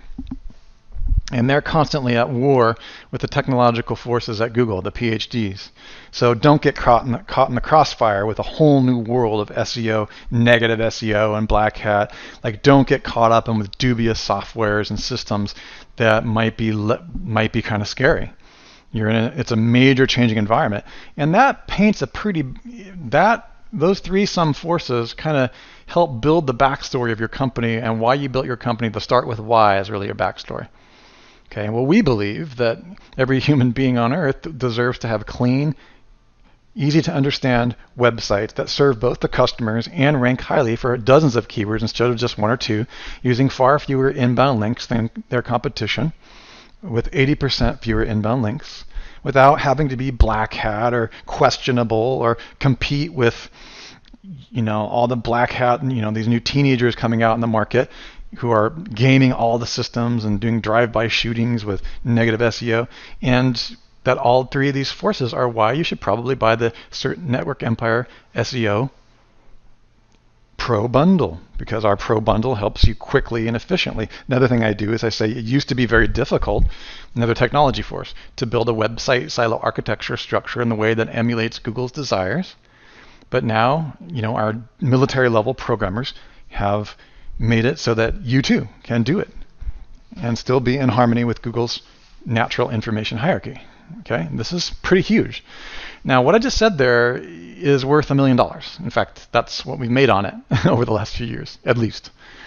And so it could seem, for those who were not listening closely to what I said, you wouldn't be aware of how much money I just gave you by understanding this fact. So that being said, I would like to thank Warren Claff and there's several other people. I would also like to thank Jim Collins, because what I've done is I've a synthesis between their works. And I have several other people that I've used to get into this stuff, but those are the two that I really want to thank for this. I have a mentor who I'd like to thank as well for this, but we'll probably put it in the hard copy, who helped clarify this idea that these are usually 3 different articles or 3 different websites for people, but that what I'm actually teaching is you can do it all in one article every time. Newsletters are a very good way to do these all at one time. Okay? All right, so that's what was missing there. Okay, so let's look at that idea of not a simple search, highest impact, when we talked about Dipsy, the multi-level, multi-depth fish hook. What I mean by simple search, here's an example of an advanced search in Google. Here's the start with why. What, how, why. Inspires you most? You were born to do it? You can be the best at this. The world wants or needs this and will pay for it. I view that the reason that people have such a difficult time finding their why is that you can't just ignore money. You can't just ignore, if the world doesn't want or need it and it won't pay for it, then you have to be careful. So Russell is inspired and passionate about this topic. That's the word. The exact word or phrase, Russell is born to do this topic. Any of these words, the world will buy this topic. This is an example of, I was being tongue-in-cheek here, but this is an example of an advanced search, which you need to do in your mind. All of these things have to line up. This is called personal congruency. Okay, and what Simon was trying to show you and start with why is that people don't buy what you do, they buy why you do it. Okay, that's only partially true. Like, Simon is an excellent speaker and very charismatic and has a lot of pathological certainty. He's very good at what he's doing. But it's also true, you have to have something, there has to be a why, that you have to actually offer something of value to the market. Otherwise, it's not going to work. Okay, and one could watch Simon Sinek's video and think that if they're just inspired enough, they could just sell inspiration. And that's not really true. Network marketing is an example of people who have all kinds of why. Did you ever notice, have you ever been in a network marketing company or an MLM for a health product? Did you ever notice how there's a lot of charisma and a lot of rah and a lot of inspiration at the live events at those things? But generally after 3 or 4 weeks you come home and you don't have the energy that you had when you were at the event and you're less inspired. It's because not everybody needs what you have to sell. And in the case for me of other companies that I was in, you could go to the health food store and just buy it at a cheaper price. And you're supposed to be inspired enough to get people to buy from you, even though they can go buy it cheaper and almost the same thing at the health food store. You see, it's not a reality to say that, you know, there can't be market conditions in which it's difficult to survive. Otherwise you can, but it just becomes very, very difficult. I have had friends who are presidentials and even executive directors. I have one friend in one company, which I'm not going to mention the name of the company because it's actually, they will sue me, but they were actually selling glyconutritionals, and there's many, many companies out there doing that. And he was selling more than like the company was. I mean, without him, without his sales, the company wouldn't even thrive. And when you look at what was going on, he took me aside one day and he said, did you know it takes me 90% of my time to keep just less than 40% of my downline buying month to month and keeping the business alive. This is because most of them were not selling product, they were selling business opportunities. And when you have a business opportunity stacked on a product that doesn't have the right market conditions or has too much competition, then that's just bad business for most human beings, okay? Most human beings. That's what I'm saying is like the world wants or need this. So everything in this sector, the rules of business still apply. And what is amazing that even when the market conditions and the rules of business were horrible, I have seen people whose inspired why has still prevailed. In the case of my friend who was the master presidential of this company, he thrived regardless of the politics going on within the MLM. And finally, he was scooped up by another company who offered him 10 times the amount. I don't even think they really wanted him to only get downline. They wanted to offer him a piece of the company. And he took it. And you can't really blame him, because inspiration is hard to bottle and sell. It's hard to buy. And in my opinion, the company that he left should have seen that and should have offered him a lot, you know, for that. Okay, so these are the kind of politics. Your why, your how, and your what got to be congruent. So you do have to have a knowledge of business, okay, and find what you were born to do, and then get your why, okay? That's your billion-dollar, high-impact, inspired life message. Still need a business education. Man cannot live on an inspiration alone. But once you find that inspiration, just with a little bit of business skill, you can really start crushing it. What do I mean by -1 crocodile? I just love the fact. It was a big eureka moment I had in the middle of the night while preparing this book, preparing this presentation. And again, you got to understand, if you were to look around my room, you would see that I've got large numbers of books on neuroscience, all kinds of books on neuroscience, neuromarketing, and choice architecture. Okay, as well as web design, data analysis, big data, and artificial intelligence. Those are the topics that I believe are key to understanding and moving into the future. But the eureka moment occurred when I realized that on the what, how, why model, especially looking on the web, if you search the web for golden circles, and Simon Sinek, you will see that there are thousands of attempts to map the brain onto that model, and it's really not quite perfectly lined up. But there's a why, there's a how, and there's a what, but there is not a when. And the when doesn't necessarily really fit in any of those models. Part of that's because the reptilian brain is not really adequately represented in the golden circles, really. People have tried to map it on there, and some of them have even said that it does fit, but it really doesn't. It really doesn't. If any place that it does fit, it would probably be in the what, sort of, but not really, because the what is really about your frontal lobe is quite the opposite. So the why is going to be the closest to the when, okay? Because now and when, but it just doesn't fit. So you can see I put it on the outside. So why is what inspires you most. How is, and often who. That's another important factor that I think was not covered in Simon Sinek's work, was the who. It's your team. That's why I had you develop the team last on your note cards, okay? Okay, how? How are you going to do that? Think about all the things that you have to do to be successful in your business, to run your family, to organize your life. Did you ever notice how many people or who's there are involved with your success? Do you realize how amazingly difficult life would be if you have teams that you don't even remember are teams? This is why I'm so big on 3 things when I get up in the morning. 1, I ask myself 3 things. What am I grateful for? Gratitude, G. I call it the GED method. Gratitude for. What am I grateful for? Because that's really about the team. E, what am I excited about today? What's the main thing that I'm excited about today? It can't be general, it's got to be specific, okay? And then D, what's the one thing that I'm going to do, dedicated to doing, and I'm going to complete it today? D, what am I going to do? Okay, and this really kind of helps me get in a mindset for my kind of organizing my crocodile brain, because that last one, the D, what's the one thing I'm going to do today? That's really about the when. It's today. And it lines you right up with that crocodile brain that doesn't even fit in your golden circles. Because when I wake up, it's like, what am I grateful for today? Sometimes it's a thing, but a lot of times it's people. I try to stick with people, which takes care of my how and my who specifically. What am I excited about? That's my inspiration. What inspires me most? That's E in the GED method. And the D is, what am I dedicated to doing today, no matter what? What am I dedicated to doing today, no matter what? That's the GED. I got my GED in maintaining my daily committed inspiration. So that takes care of the three major things. But the key point is that without that dedicated today, I wouldn't have my when.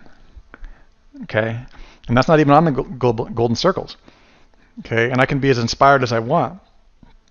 And I can really even have the how. And I can have awesome what to sell. Okay? But when am I going to execute my tasks? When am I going to sell it? When am I going to communicate it to my market? Pick one thing, if nothing else, pick one thing that you're going to finish today. Forget about your big checklist. Forget about your 50,000, 100,000, million foot view. What's that one thing on that list today?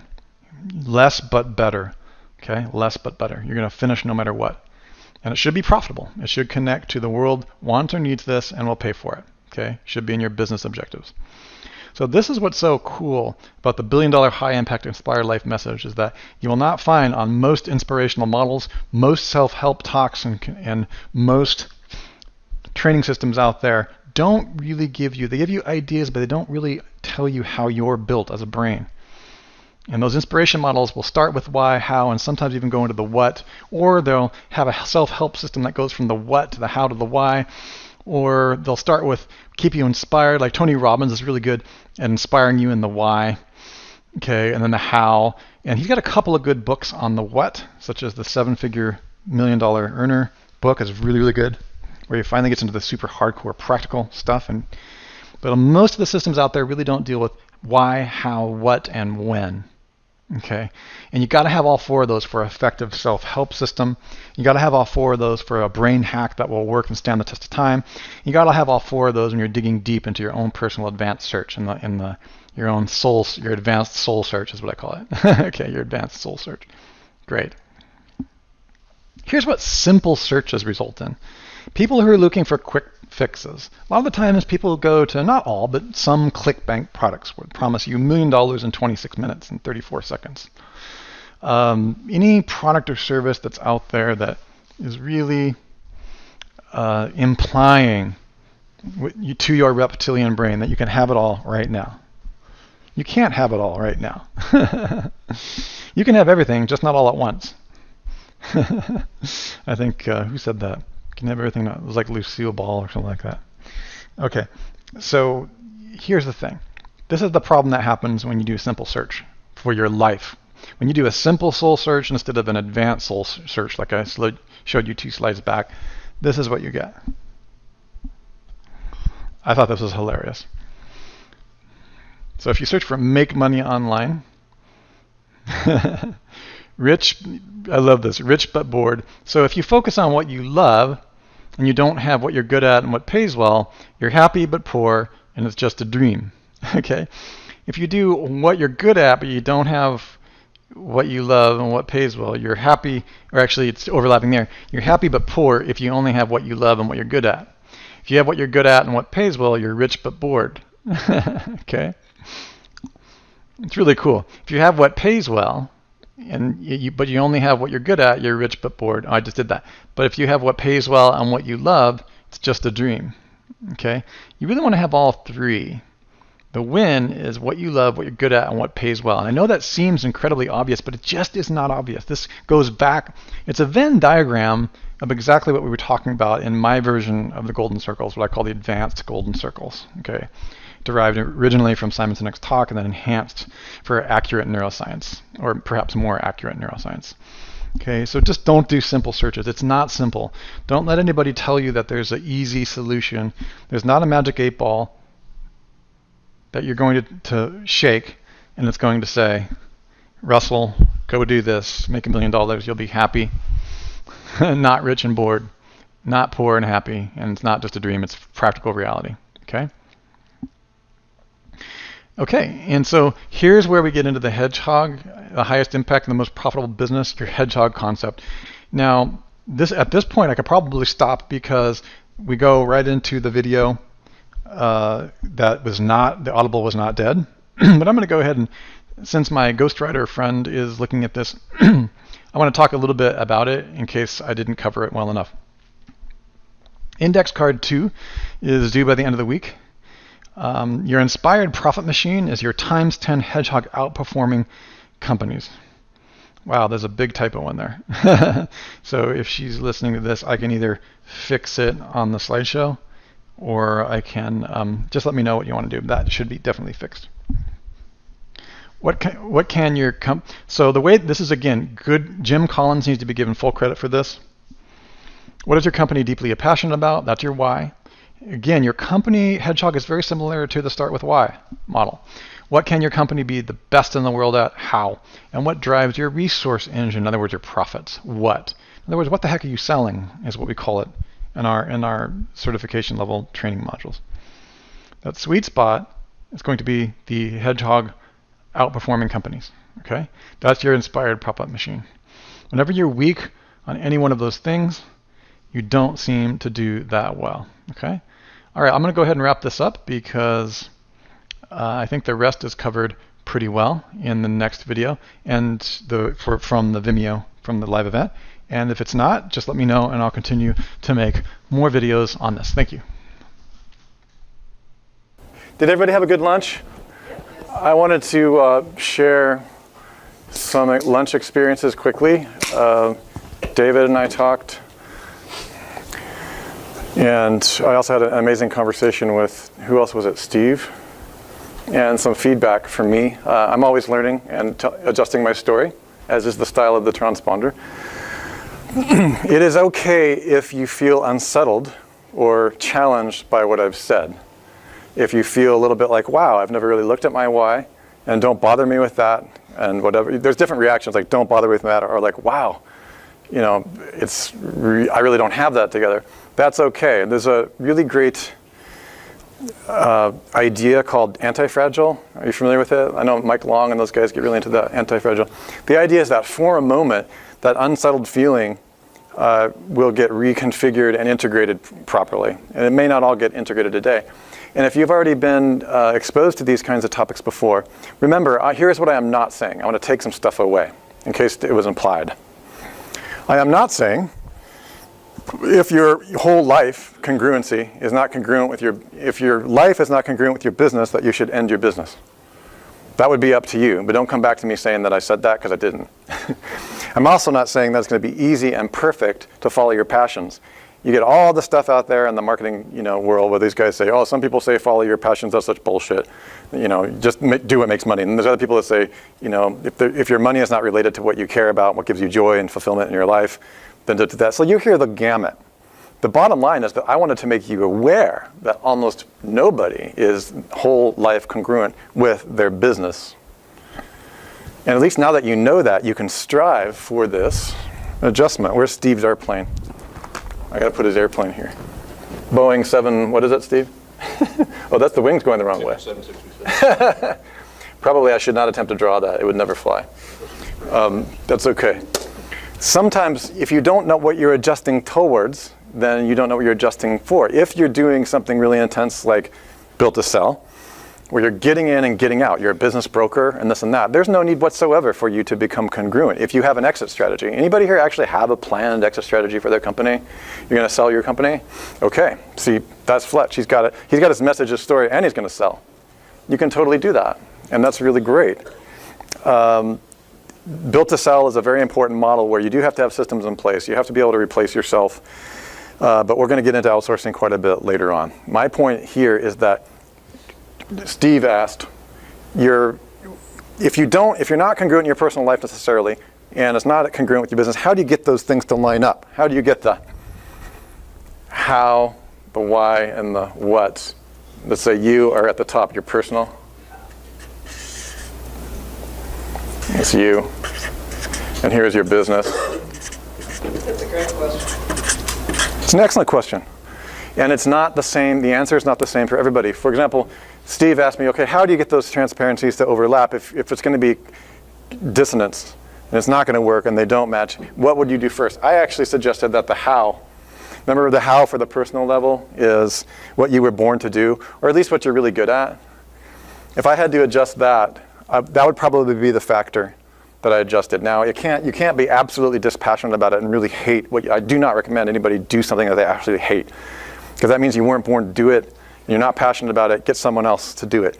So there is a configuration table that Sue and I are going to turn into a software for this that will make it easier for you to determine that output. The thing is that it is a table. It's a simple table, but it isn't easy when you're just looking at it. For instance, which choice, you could actually do a couple different adjustments. You could change your how. This is a career change. Steve and I were looking at, okay, well, if somebody that I know needs a career change, well, that's a great business model, by the way. There are a lot of camps and creative camps for career jumping, these types of things, and it's still an open market. Not a lot of them, but that's an idea.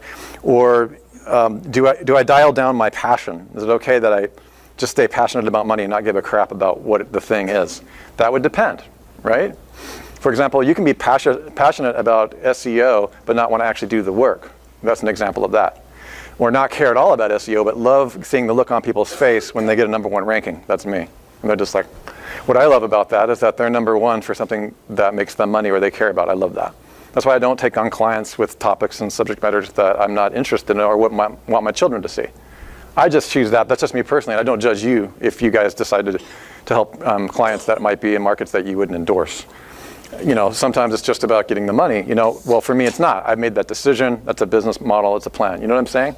So how do you get these things to be congruent? Or what if your product is no longer relevant in the marketplace?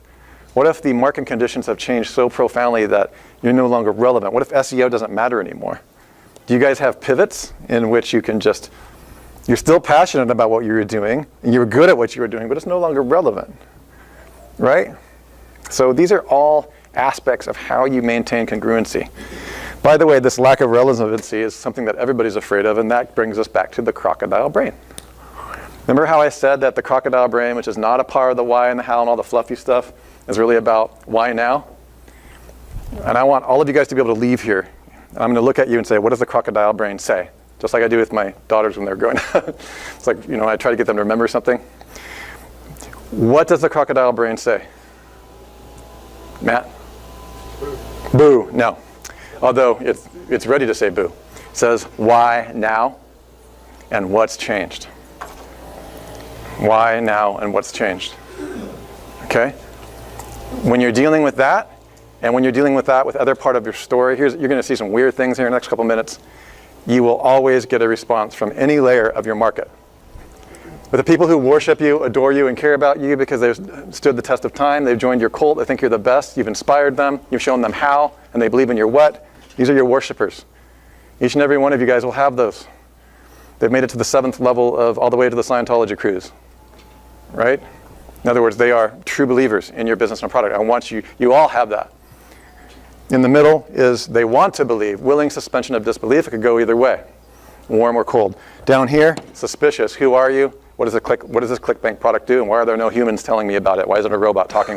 Why is it a robot talking voice?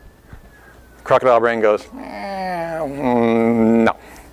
Social brain, there's no midbrain, there's no who, there's no social. Those talking robots on video, they're good for some things, really bad for. Anybody ever use a talking robot video voice on a video? I am a robot. I made this video automatically. You should buy my product because it rocks. You ever seen that robot voice? How does it make you feel? Uninspired. Warm and fuzzy. She's not lying. She's thinking about how she can make one that's better. My point here is that most human beings, not all, but most human beings will feel like that's not getting there. Remember that social brain is right in here? It's like a little suspicious. So we're dealing with this basic branding issue. Okay, so the crocodile brain is always saying, why now, and what's changed? So just remember that as we get further into what we're going to go over today. So let's complete. Your hedgehog principle should be on your second card. What is your company passionate about? And some of you have company members here, right? You got to ask yourself, agile development. Are you passionate about agile development? Are you? Does it inspire you? It does. Good. It inspires me too, actually. There's a lot of reasons for that, actually, why it works. I mean, why it connects. You know, people have experienced a lot of pain from big planning, and loss of money lost. It's a hot button. It's a good one. We'll talk more. What can your company be the absolute best at? This is harder than your personal why. Once you've just taken care of your personal why stuff, what can your company be the absolute best at? See, we'll say everything all the time right now. No, that's not true. No, it's not true. I will say that sometimes. No, there were early on, we had phases where, you know, we were trying to do more than was, because we are good at a lot of things, but you can't grab all, lose all. You ever heard that quote? Grab all, lose all. You can't do everything. The dream is that you can have it all. You cannot have it all. I'm contrarian here today with you guys, okay? You cannot have it all. There is always a trade-off. I don't care what anybody tells you. The lifestyle marketer will tell you, you can have it all. Beach, you know, mansion. She's swimming while paddling while on the laptop. And no. You have a lot of beach in Arizona. True, but no surf. Here, I know this is not politically great to tell you necessarily for marketing, but you cannot have it all. You can't. There's two kinds of empires. There's an old world empire, and there's an empire that's here now. My friends Alexander Bard and Jan Soderquist wrote a book called The Future Eco Trilogy, which is one of the more powerful futurist predictions I've seen in terms of its accuracy. We are in the middle of a transformation from, in the same way that feudalism moved into capitalism, capitalism's moving into informationalism. You don't have to have it all to be satisfied. And what I wanted to clarify with my conversation with David is that I'm not suggesting that if your who, your why, and your what, your personal why is intact, that you will always be happy. You'll walk around in a state of, you know, bliss. Like, you know, satisfaction is very different than happiness. Does everybody understand the difference between the two? The happiness movement has taught that the ultimate goal would be to get rid of everything and be happy. It's been shown by the work of Dr. Gregory Burns and many other neuroscientists that happiness is not really what the human state is after in terms of equilibrium. Happiness is a result, just like money is a result. Satisfaction is the end game, and that seems to be, in all the research done, that rather than trying to go directly for happiness, go for satisfaction. This means you will be engaging stuff that you don't want to do first. I'm not giving you the impression that you can always do only what you want to do. There's going to be things that Sue has to do in our company that she would rather not do, but she can create the structure and frame and leverage it. There's going to be things that you're not going to want to do from time to time until the system is oiled. That will give you satisfaction because it's going to be work. Work brings work. There will be work. But at least you know you're doing the right kind of work at the right time for the right reason. That's what I'm saying. That's satisfaction. You're not going to be happy all the time. And that's the thing, talking to Steve and David, that I wanted to clarify just in case I implied that this is some kind of pop psychology happiness session. This is not. You will do things that you don't want to do until you find the right person who's perfect, who loves it. You know, like my accounting, the thing that I'm really, really terrible at, like, is counting the beans and the numbers. And I've had to learn a lot about that. Sue helped me get an account and blah, blah, blah. You know, and all these different things, and then I went through that. And then finally I found somebody who, like that, they were born to do that. And they get the mission and the vision, right? It gave me great satisfaction to know how the accounting department works, because now I know what's going on. And when I communicate with that department, it's not coming from a place of ignorance. It's not coming from a place of yelling at them for not performing miracles, because now I know how it works. So I'm a firm believer that every part of your business, you should at least have your hands in at some point, even if you suck at it, just for a minute. And it's not going to make you happy, but you will be satisfied. So there's a great book called Satisfaction you might want to add to your book list on this topic. It completely removes the idea that happiness is the goal. Happiness will be a byproduct of your satisfaction. Okay, good. Does everybody grab that idea? So if I implied that you're going to be happy and you should be happy building a business and there's no work, I'm not implying that. I'm implying that there is work, but it can be very profitable when you are performing the right things at the right time for the right reasons, even if it's stuff you hate for a moment. Your plan and your intention is to get rid of the stuff that you're not born to do. Okay, good. Thank you guys at lunch. That was really, David and Steve, it was really important conversation. Because immediately everybody was looking at, okay, wow, I don't have my why, so I must be perfectly unhappy, and happy is, like I've looked at this myself. No, it's okay that you're working a business, and it'll work itself out as we go through. So again, just real quick, a mammalian brain, this is about how and sometimes the trusted who. This is your team. What is your company deeply passionate about? Remember that. The team function, the who, is often not on these self-help charts. For the one-man band, you can forget about this really. Internally, there is no who, except you. Something goes wrong, it's the window in the mirror. You know? So your team ultimately comes out from what is your company deeply passionate about. Also, the mammalian brain is, that's the how. What are you the best in the world at? Okay? And your inspired profit machine will be in the sweet spot. Back to the reptilian brain. Why now and what's changed? Here we go. Let's get into it. Guys, don't ever come back and say, like, you shouldn't have shown me that, or like, don't use this to like dominate your market like Sue's going to show you. Like, you know, and in something that's unethical. All right, so we're going to go through this real quickly. Your second thing is going to be, this is borrowed from Jim Collins' work. I know that Cotton's familiar with it. Here's generally what they discovered in the companies that survived, that were satisfied, stayed focused on what they were doing. They're always having breakthrough. And 3 of you have already come to me and said you've had breakthrough moments already. Here's what a company breakthrough moment. This is Jim Collins' flywheel, trademarked and copyrighted by Jim Collins. Very, very useful. I've experienced this firsthand being mentored by Sue through the years. There was 3 things that gave rise to businesses that outperformed everybody else, whether it be, you know, Fortune 500 or whatever, by an order of magnitude by 10.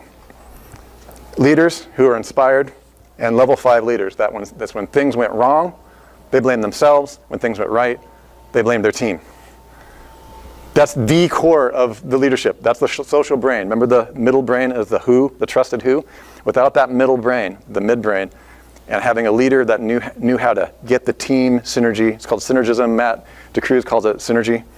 Once that's working, it works. That person finds the right who before they go to the what. That midbrain, that inspired how and trusted who, is the key, not so much the why for a successful company. The why is very important, but that's marketing. The how and the who is just as important, and arguably in some companies and markets more. They then move to their disciplined thought. Okay, they confront the brutal facts. Marketers hate this one. Hedgehog concept, which I discussed with you before. Okay, it's what can you be the best at? What is your company inspired by? You know, these types of things. And what greases your profit engine? Funny how I almost forgot that one. Hedgehog concept. Do not forget that one. And that's what we're going to go for the lean canvas. Your products, what you're selling. You can make sure that almost every time, you never build, design, create, or put energy into a product that people don't want. We're going to show you the precise method to do that every time. Agile is really good at that. Lean startup, right? It's agile business. Same process. And then once they've got the disciplined thought, they've got the culture of discipline, disciplined actions, technology accelerations. Then technology comes in. We're here to give you all this tech. I get that. But I want to make sure before you get here that you are aware that, you know, a big gun doesn't necessarily make a good army, right? It's like you got to make sure. The gun's big enough. Well, then you nuke it from orbit. That's what you do. Okay. Culture of discipline. So the breakthrough comes here, and then you get the flywheel happening where the profits continue to move. And then as you adjust for the change within your transponder, meaning, oh, that sales campaign sucked. Okay, well, why not? Why did it suck? Okay, marketing copy. And no, why did we build this product? How much money do we have in this product? Oh, crap. Okay, now did we test it first? No. These are all these variables. So you adjust for change. And pretty soon, just like in agile development, you have an agile business. That's really what you want. You want to be able to go, oh, here's the dynamic tension between my bean counting, my unexpected value through irrational pricing, my trusted people that I already have on my list, and the people that my new reach, the new market coming into the funnel. And the message has to be tailored specifically through all of that, okay, to get their attention. And so when you tweak your business, your marketing message should tweak with it. I want everybody to repeat after me. Marketing is not a department. Stop it. There is no marketing department. God, 5 years. There is no marketing department. None. Everybody, help desk, marketing, operations, finance, legal, even my attorney markets for me because I inspire them. They know the story just as much as I do when I'm done with them. Okay, I want my attorney, I want my accountant to say, oh yeah, I want them to be excited that they work for my company, that they do my numbers. I want them to feel like, wow, people get sucked into your inspiration, into your story. They just do, especially when you've nailed it. Especially when it resonates. We're getting to resonance at the end here. When it resonates, you've got all three brains fired up. You've got the why. You've got the neocortex, which, by the way, is the last thing to fire up, for some people. You've got the team. You've got the excitement. So that's there. So this is the kind of flywheel that you need. When you deviate, this is your hedgehog. This is what happens when your hedgehog card number 2, which you'll have for me at the end of the week, right, is going on. You'll look at your leadership, you'll look at your how, why, and you need to get your team together and say, what can we be the absolute best at? That is hard sometimes, because what I've discovered, not just in this company, but other companies that I've been with and created, is that, remember that Michelangelo statue? I carved the angel. I saw the angel in the marble and carved until I set it free. Well, when you have a team, things get complicated. Michelangelo did his work alone. He was by himself. He didn't have somebody carving a peacock feather on a horse. The thing you got to watch for is when you're all carving this machine together, that you don't end up with one person thought you were carving a horse, another person thought you were carving a camel, another person thought you were carving a house. Because when you're done, you have this conglomeration of weirdness, and that's why companies fail. The sweet spot, their hedgehog principle, is perceived to be different. And so the dynamic tension throws it. Usually it's this. This is what usually sinks the business down here in the actual counting, the bean counting, the product, the cost, the operation, without the inspiration. So that tension will, by the time you're done, the business is sculpted, but not everybody's on the same page. And as Sue will describe, and you'll hear her talk about, a lot of the times you just have the wrong person on the bus, the wrong person doing the wrong thing at the wrong times, okay? That is sometimes what happens. So that's a little bit about the flywheel. Once you get this stable, you will be profitable forever. We're not talking about small profits. We're talking in an order of magnitude. All the companies that were looked at that did this were an order of 10 and sometimes 100 plus across they were an overperformer by 100%. I mean, by upwards of 1,000%. And this is pretty huge. And this principle you can see again and again. Now, there were exceptions to this rule, but generally speaking, the variables were the same. Right person, right disciplined thought, disciplined action.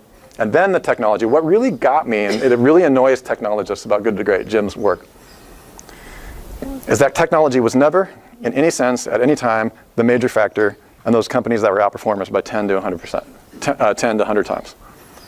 Technology was not the factor. Okay, so two things on this takeaway. Marketing is not a department. Technology is not the factor. Are we starting to carve away like factors that make a great business? Michael, what have you discovered this year since our last conversation about your business?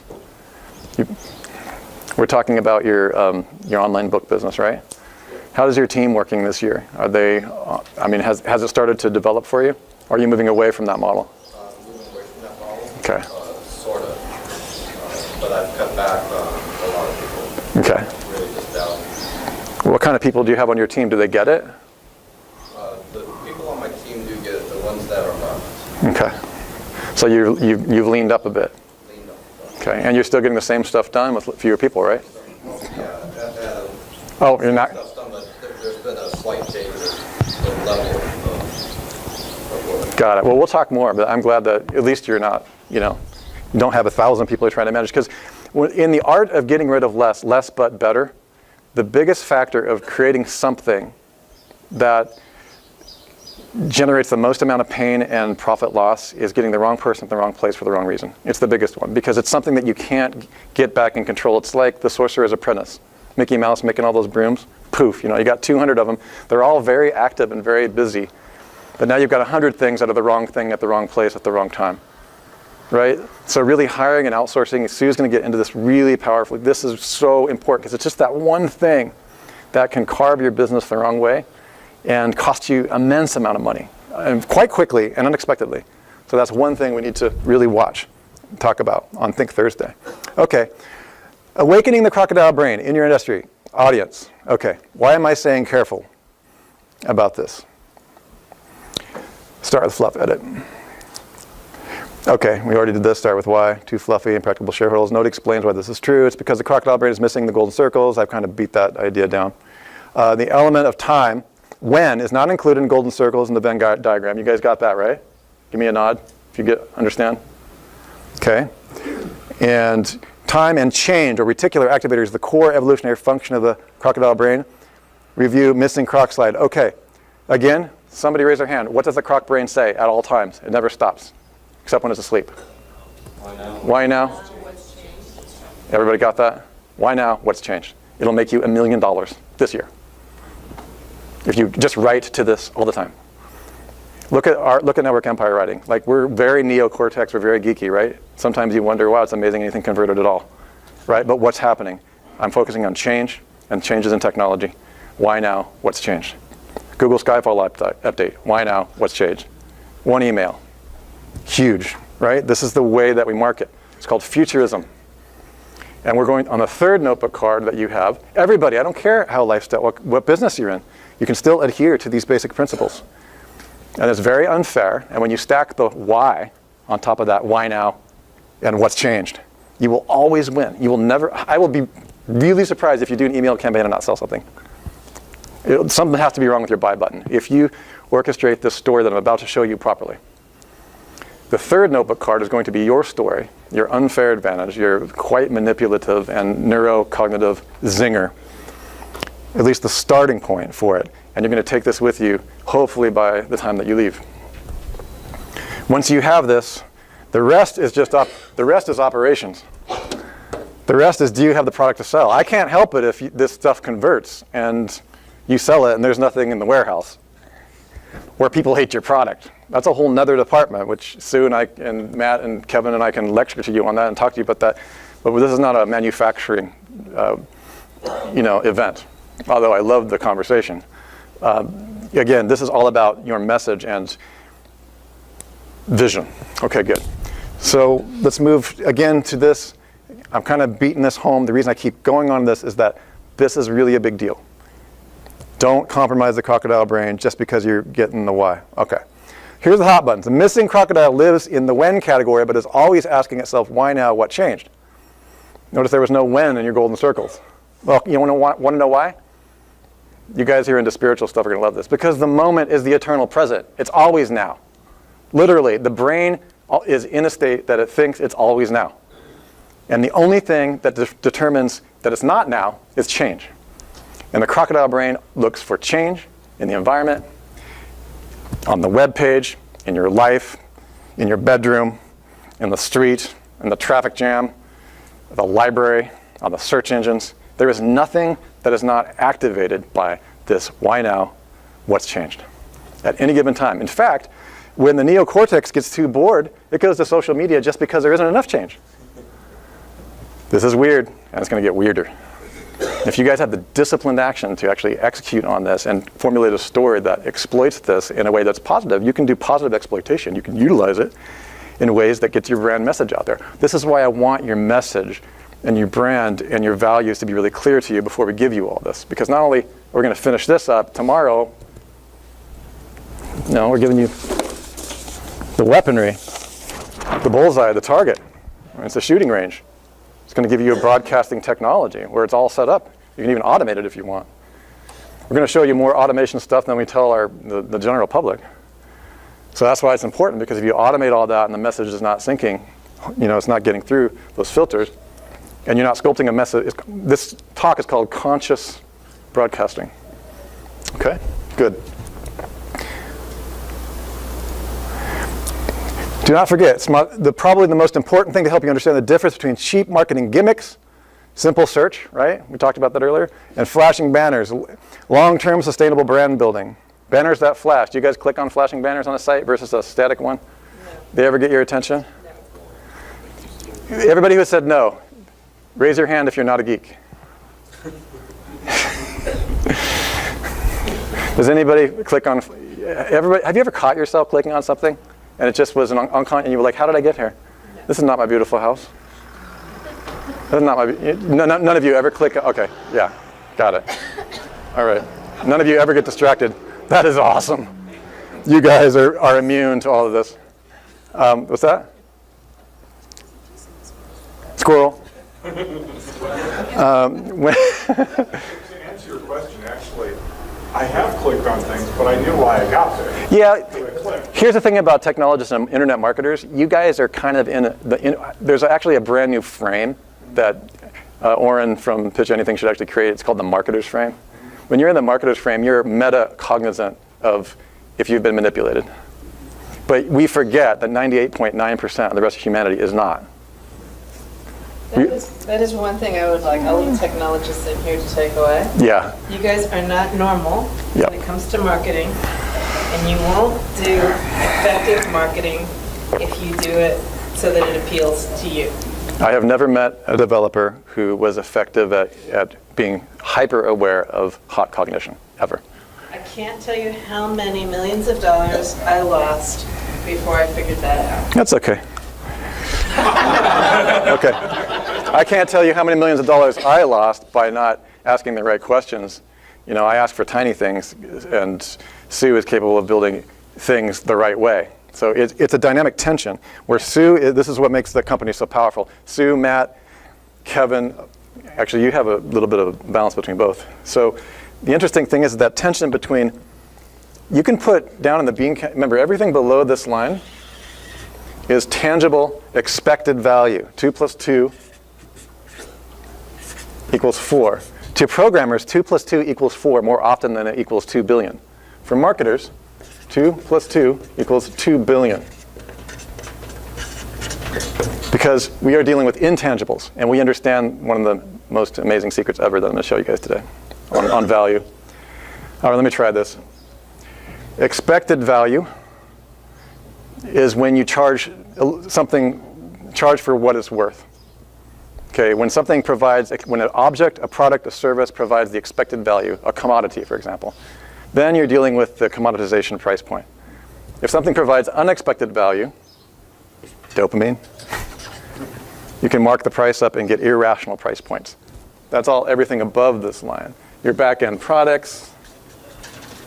Okay, this is all related to your LTV. LTV is really irrational. Why do people keep coming back again and again? It depends on how you view it, and we'll get into that a little bit more with the triggers.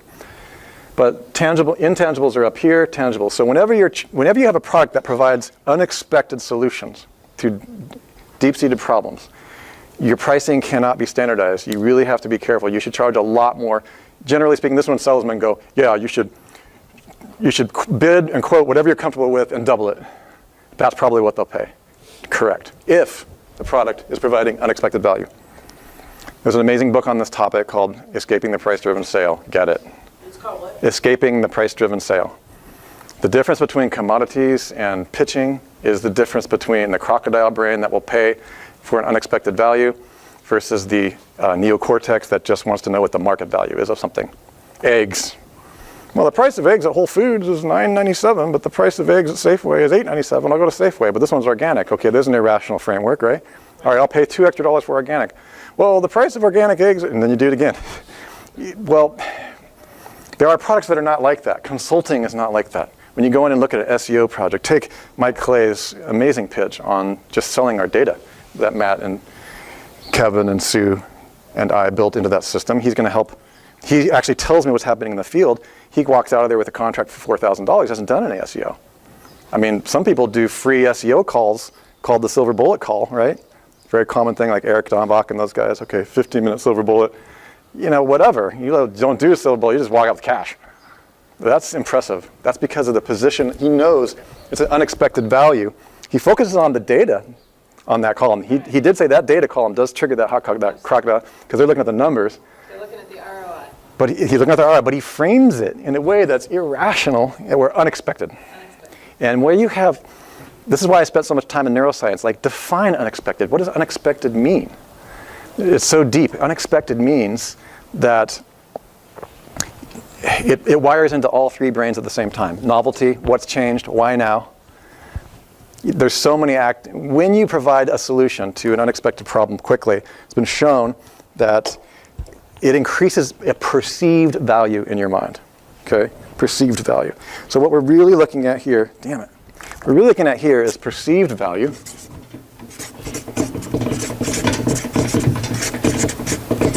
versus market value. Everything below this line. And your costs and all your bean counters and everything like that, what they're charging for something, and these are all your costs of producing the product. Okay? And there's also market saturation. If everybody has it, it's a commodity, everybody's got it on eBay, you can't have the same price, but nobody else has it. You raise the price, that's perceived value, goes up. But then you have really weird intangibles like perceived value, and we're going to get into that. Okay? So make a little bit of sense? What does the crocodile brain say? Matt? No. Get the mouse. What's changed? What's changed? This is what, red dot. Why now? What's changed? If you guys just walk around for maybe a month and do this mantra, I know it seems creepy. I promise you'll make more money when you realize, when you're writing your copy, especially when you're sitting down. Some of you are excellent pitch men and women already, so you already know what's going on here. But when you sit down to write your copy, we're going to look at how you can use that in all three frames. Okay. This is true no matter how sophisticated your audience is. Pitch anything, Oren Khalaf, love it, live it, know it. If you do larger deals, study with them. This course is awesome. All right, croc brain, in a nutshell. Now I've told you that it's why now, what's changed. Run if threatened. It evolved to change triggers the run response. It's always fearful. Okay, this is why when you go to... Who moved my cheese? Who moved my cheese? Boom. Who's flashing that? Okay, yeah. Who moved my cheese? Like, have you guys ever read that book, Who Moved My Cheese? Okay. Also, generally speaking, it's been discussed that the early man evolved to when the wind rustled the brush, you know, when the wind was moving in the trees, the brain is triggered either for false positive or false negative. There was either a lion there or maybe it was just the wind. But you don't know. So when we evolved, we defaulted on the side of lion. This is why also we believe anything until we don't. Until the neocortex steps in to say, that sounds like BS. Okay? So because Mother Nature, or whatever you want to call evolutionary forces that design the universe and continue to do so, to save us, or for us to default on the air of caution, we evolved to automatically assume the worst. Make sense? And change is the main indicator. Okay? Change. What's changed to? Why now? Remember Sesame Street? One of these things are not like the other? Kind of cool, right? It also was wired to fight if attacked. Okay? Domination wherever possible is the crocodile brain. It wants to own the frame. That's another way of talking about owning the frame. And the framing is a bit complex. I thought about bringing it into this conversation, but I decided not to. It's just too much. This is not a sales course. You lose your car keys because they don't move. We tend to move things that don't jump around and dance in the room. Like if your car keys had a flashing light on them, you know, that'd be awesome. Or if they ran around and they had legs. So you tend to lose things that don't move because then it's up to your neocortex to recall where they are. So nature wired us with movement. Out of sight, out of mind, or out of your croc brain. Okay? If it's out of sight, it's out of mind. When you start to lose people and they fall asleep, you know, that's because you're probably just talking to their neocortex. That's bad. Get them up. In fact, I'm watching you guys. If you get tired and you had too much lunch, maybe we should get up and play a game. That's why Mike Clay uses balloons. His client starts to fall asleep and he's like, it's a pterodactyl. I love it, Mike. I'm like, I really got to try that. I can't beat that one. Bird sees a worm by holding its head absolutely still. Why? Because even in a pitch dark, there's certain birds that their visual cortex is so tuned that they can even pick even almost in pitch dark, they can pick that variance and they'll be able to find that little worm, this little... Just the early birds. Early birds, yeah. Now here's the other thing about the crocodile brain. This is like really unsettling when you start to watch it in yourself. As a meditator who lived in a Buddhist monastery, like they're really big on like getting in touch with your rage and your anger and all that stuff. I did that for a couple of years. It's just constant movement. Like your brain is like the mind is always wanting to move. It's just in the state of constant. And then when it doesn't have that stimulus, it craves it. That's like when I was doing Vipassana, I did 30 days, like no talking and no moving. It's like, I don't know why. It was interesting. But you try stuff. Do that for 30 days. Come on. What? Everybody should do that for 30 days. I know, it's interesting because, I was aware of how addicted I am. Like, I got to have some kind of stimulus. I got to have some kind of movement that I'm tracking because it's just natural. I'll never do that again. I wanted my video game so bad. It's always on red alert, asking itself, why now? What changed? What changed? What changed? Okay? And it's addicted to change. iPhones, Android chimes, news. To make matters more interesting right now in the technology and informationalism, the information era, we are even more susceptible to these channels being opened up, and they're being jacked by the mammalian brain as well, because everybody's social. Is that my mom? Is that my grandma? Who's my girl? What's my girlfriend posting on her page? Who's that guy? Like everything. You got social, you got all of it going on. Okay? Really interesting and dangerous in some ways. So, yeah. How does the conspiracy theory agenticity fit into that? Okay. How does conspiracy theory and agenticity fit into that? It fits into the mechanism of the false positive and the false negative. So we were wired, our crocodile brain was wired to assume the worst. Yeah, it's suspicious by nature. It's down here. In fact, even on our quantum business transponder, we have down here, here's the lead generation. You're always trying to hack their brains to get that lead, that email. So that page really matters. That's where you really want to manipulate your audience, but also build trust if possible. Most don't build trust, they just hack. So you're supposed to build that. If everything is always, the line is always moving in the bushes, not the wind, by default, you have to train, it's the neocortex that decides, oh, that's a rope, not a snake. That's the wind, not a lion. You see what I'm saying? The later brain, the more evolved brain, our upper lobes have to inhibit our primal fear. The brain actually has mechanisms in it that is naturally afraid of spiders. Like it's wired genetically. Like a spider, like the creepy crawly of movement. Think about it, it's moving. What's changed? Why now is it changing, right? What is that? Oh, it's a spider. It's actually wired in your genes.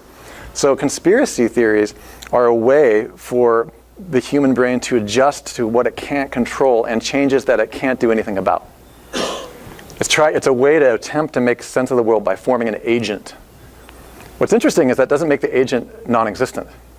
It just makes it a mechanism or a frame that the brain places to try to account for things that it has no control over. So it's trying to address the changes that it doesn't understand. And when it takes a large group of changes and doesn't understand why they've changed, why now, it'll make up a story, it's called confabulation, to fill in the blanks so that it will feel more comfortable, so that it will feel like it has a handle on what it can do. Because it has no idea. If you don't know what the change is, if you never know if it's the wind or a lion, you need to make up something. It's an alien. Because that'll make, okay, well, if it's an alien, I don't have to be worried either way. Maybe it'll abduct me, or maybe I get an alien deflector. Like whatever. The point is that you make something up for an explanation because you don't like the other ones, or you don't think it's either one of them. And you need that sense of calm. It's been shown that people that make up confabulatory mechanisms and agents actually have a sense of calm. More dopamine comes in. There's still more fear, but they feel less helpless. It's really weird. How can you feel less helpless when you're making up really terrifying conspiracy theories? Chemtrails are going to get on. Just because I say that chemtrails are a conspiracy theory doesn't make it not true. I'm not saying that, by the way. I'm just saying that thousands of people around the world believe that we're being sprayed like bugs. Okay, it's a huge conspiracy theory. I make thousands of visitors per day on that traffic, right? I haven't decided whether it's real or not. I just know that traffic is through the roof. People are scared crapless, all over the world, right? Poof. And they buy stuff. That's all I pay attention to. Okay, and so just pay attention to what they buy. Now, that being said, that's a form of agenticity. It's the sky frame. When there's something above going on that you don't understand, and everybody's saying it, you have the social brain. But what's weird about the web is it will amplify all that. And then if you don't have a good dissonance research experience, you won't be able to get to the heart of the matter. So that's what's happening in the brain. The croc brain is going, okay, I don't know what it is. It's almost as if the brain is standing right next to that bush, and it's either a wind or the tiger or neither, and it doesn't know what. And it's actually in such a state of intense pain and struggle, that it makes something up to make itself feel better so that it can deal with it and then plan for that event. It's really weird. So what you're saying is that I could take 5-cent aluminum hats and position them on your, what are they called again? The chemtrail website, and sell them for a whole lot more because people are in deep fear. And that's why we're teaching you business ethics today. Because it's just, the things that I'm showing you are, like, you have to decide how you want to roll. Like it's really, you know, you guys know what I'm talking about. Yeah. Like, you know, what's that guy, Alex Jones, you know? Like all the stuff on his site, Alex. Well, I mean, I'm not even saying negative things about it. I'm just saying that he picks the products that are congruent, you know, and they're all painkiller products because he creates the pain and then sells the painkiller products. I mean, that's called problem, demand, solution. It's as old as the hills. I'm not suggesting that we don't do it. I'm just saying, okay, you get to choose your why. That's why I've taught you why first, or I've communicated with you your why first, because then you're going to have to decide, all right, you know, do I want to do porn sites? You know, do I want to sell this particular product, even though I know it's like totally based on something that isn't actually factually true? Or do I build a site that educates people on the alleviation of that pain by giving them the facts? You see what I mean? It's rather than sell them something that doesn't work. I really want products that actually work out there, and it's important because that's part of what you're broadcasting. And if you do that, if you capitalize down here in the crocodile brain with all these leads and you sell it, whoosh, what happens? Well, on my transponder here, you stay right down here, and you never get past the people who, remember I said, they want to believe. What's that, Fox Mulder, X-Files? I want to believe. Remember that poster in his office? You will never get past this point.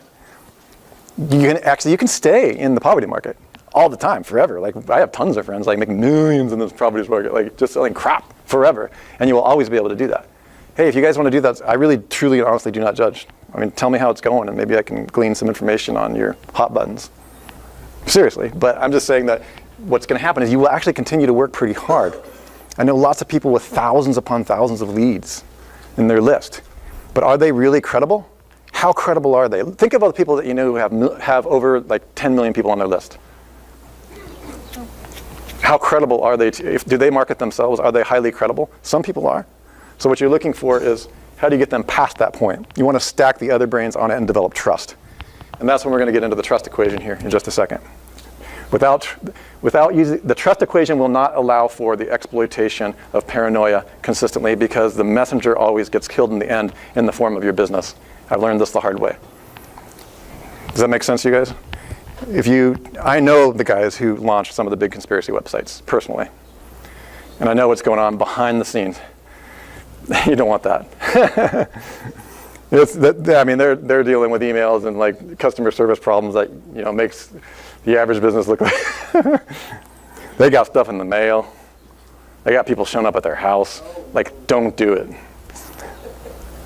Just tell them that's the wind. It's not a freaking lion. Okay, futurism exploits change. Trendy writing topics trend. This is my favorite.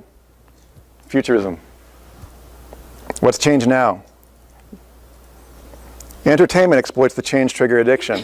Sue and I and Matt, I think, or maybe it was Kevin, had a big long talk on whether or not we're going to get into the reward system here in a second, whether or not we should make entertainment its own frame, its own reward. I decided that we should, because it does exploit the crocodile brain, but it also acts as a sedative. So you got that constant change.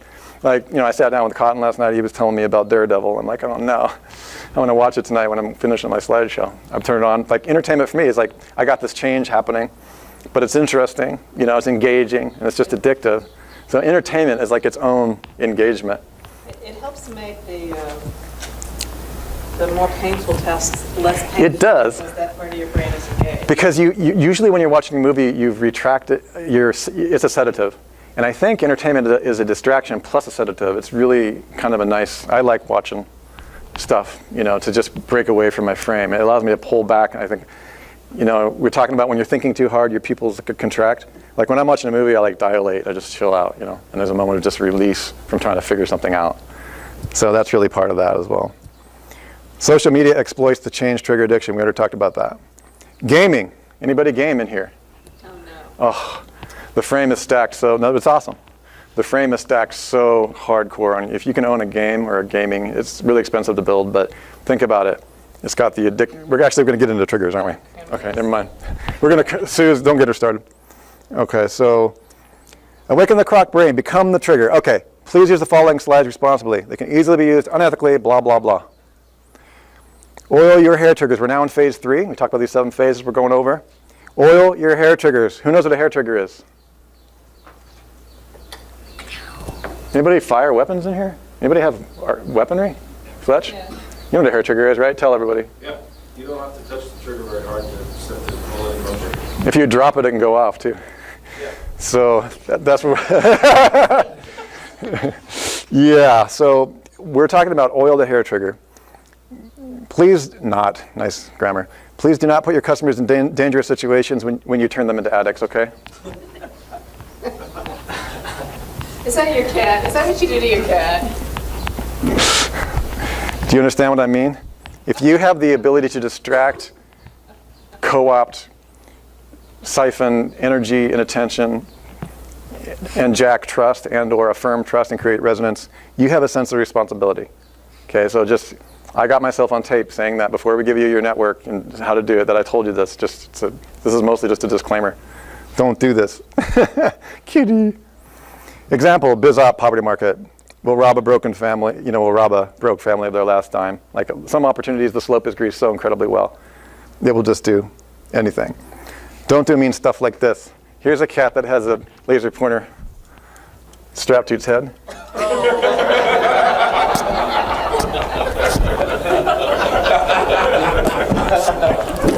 Carrot and the stick.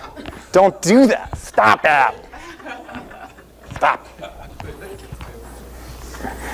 That's mean. Don't be mean. But it's funny. It is, actually. I've done it. Everyone is looking for the metaphorical laser pointer. Your whole life is spent in a constant distraction for this mechanism. Okay, it's how our brain's wired. Anything other than that puts the brain asleep, the neocortex overwhelming. Those of you who are really hardcore geeks have a higher tolerance for pain in the neocortex. Or it's pleasurable to you because that's just how you have somehow, you're wired in some way that the benefits of the rational stacking of thoughts and ideas, the math comes easier. Programmers, developers I've met, I'm aware that they almost have a little bit of a mini croc brain in their neocortex. Like they've got like, The problem solving generates the dopamine. They're doing it differently. They're doing it differently. It's a game. They're actually gaming. Yep. Some of you who are developers are you love the solutions, and you find it far more exciting than the instantaneous distractions. And that's a good thing. Okay, so that's one thing we need to look at. All right. Here it is. This is your third card that I'd like to have at the end of the week, okay? Best way to jack all brains at the same time in terms of a story. Okay? I call it the best method. This is an enhancement and it includes Pitch Anything. This is Oren's collapse, which when his book was published, I really can't believe he published some of those things, but it's good. Best meaning brain jacking content for why now? What's changed framing? Okay? Utilize backstory, so best. See, wasn't that clever? Okay. Economic forces, social forces, technology forces. Why now? What's changed? What's your next blog post going to be? I'm trying to give you an example here. And also the backstory is useful as well. Oren uses it, again, great training if you ever have the opportunity. I can get you the basics, but the backstory is, this particular model has closed billion-plus deals in 8 minutes or less. And that's not a small thing. Like the more that I read and learn from him, the more it's just mind-blowing. And then, of course, the way you reassociate it with the brand building, I'm not using it to pitch deals. I don't need to pitch deals or frame investors. I don't like investors. Investors are not something I want involved in my business. All right, but you might not be in the same situation. You might need that. If you need an investor, talk to Sue about alternatives before you get an investor and why you don't want an investor. What this story does is a very weird thing. Not only do we have a laser pointer addict in our brain, like a little cat, but because we're human and we have these frontal lobes, we have another very strange thing happening. We actually have a why now and what's changed in our neocortex. Our neocortex can be easily triggered by this whole brain experience of this. Remember the social forces? This is the midbrain, right? Who, the trusted who. My Facebook friends. Or when you're being, it depends on whether you're talking to the market or whether you're talking to close a deal. So for instance, backlink building is becoming extremely expensive, right? All kinds of SEOs, fly-by-night SEOs are getting into the market and doing all kinds of dubious backlinking mechanisms. They don't know what they're doing, and there's even SEO all over the place due to all kinds of economic blah, blah, blah, right? SEO website silo architecture prevents you from having to do all those nasty backlink buildings because you increase your rankings using 80% fewer inbound links. Oh, we built a technology that is the only one in the country, in the world, that helps you semi-automate that process in a way that's accurate. Example. Very well converting model for me. It works every time. To the point where it's almost boring to write. So where I have to add is the backstory. Your creative stuff can come into the backstory. The creative stuff can come into the backstory. Google Skyfall. Everybody heard of that? Too many people are creating PBNs that jack the rankings.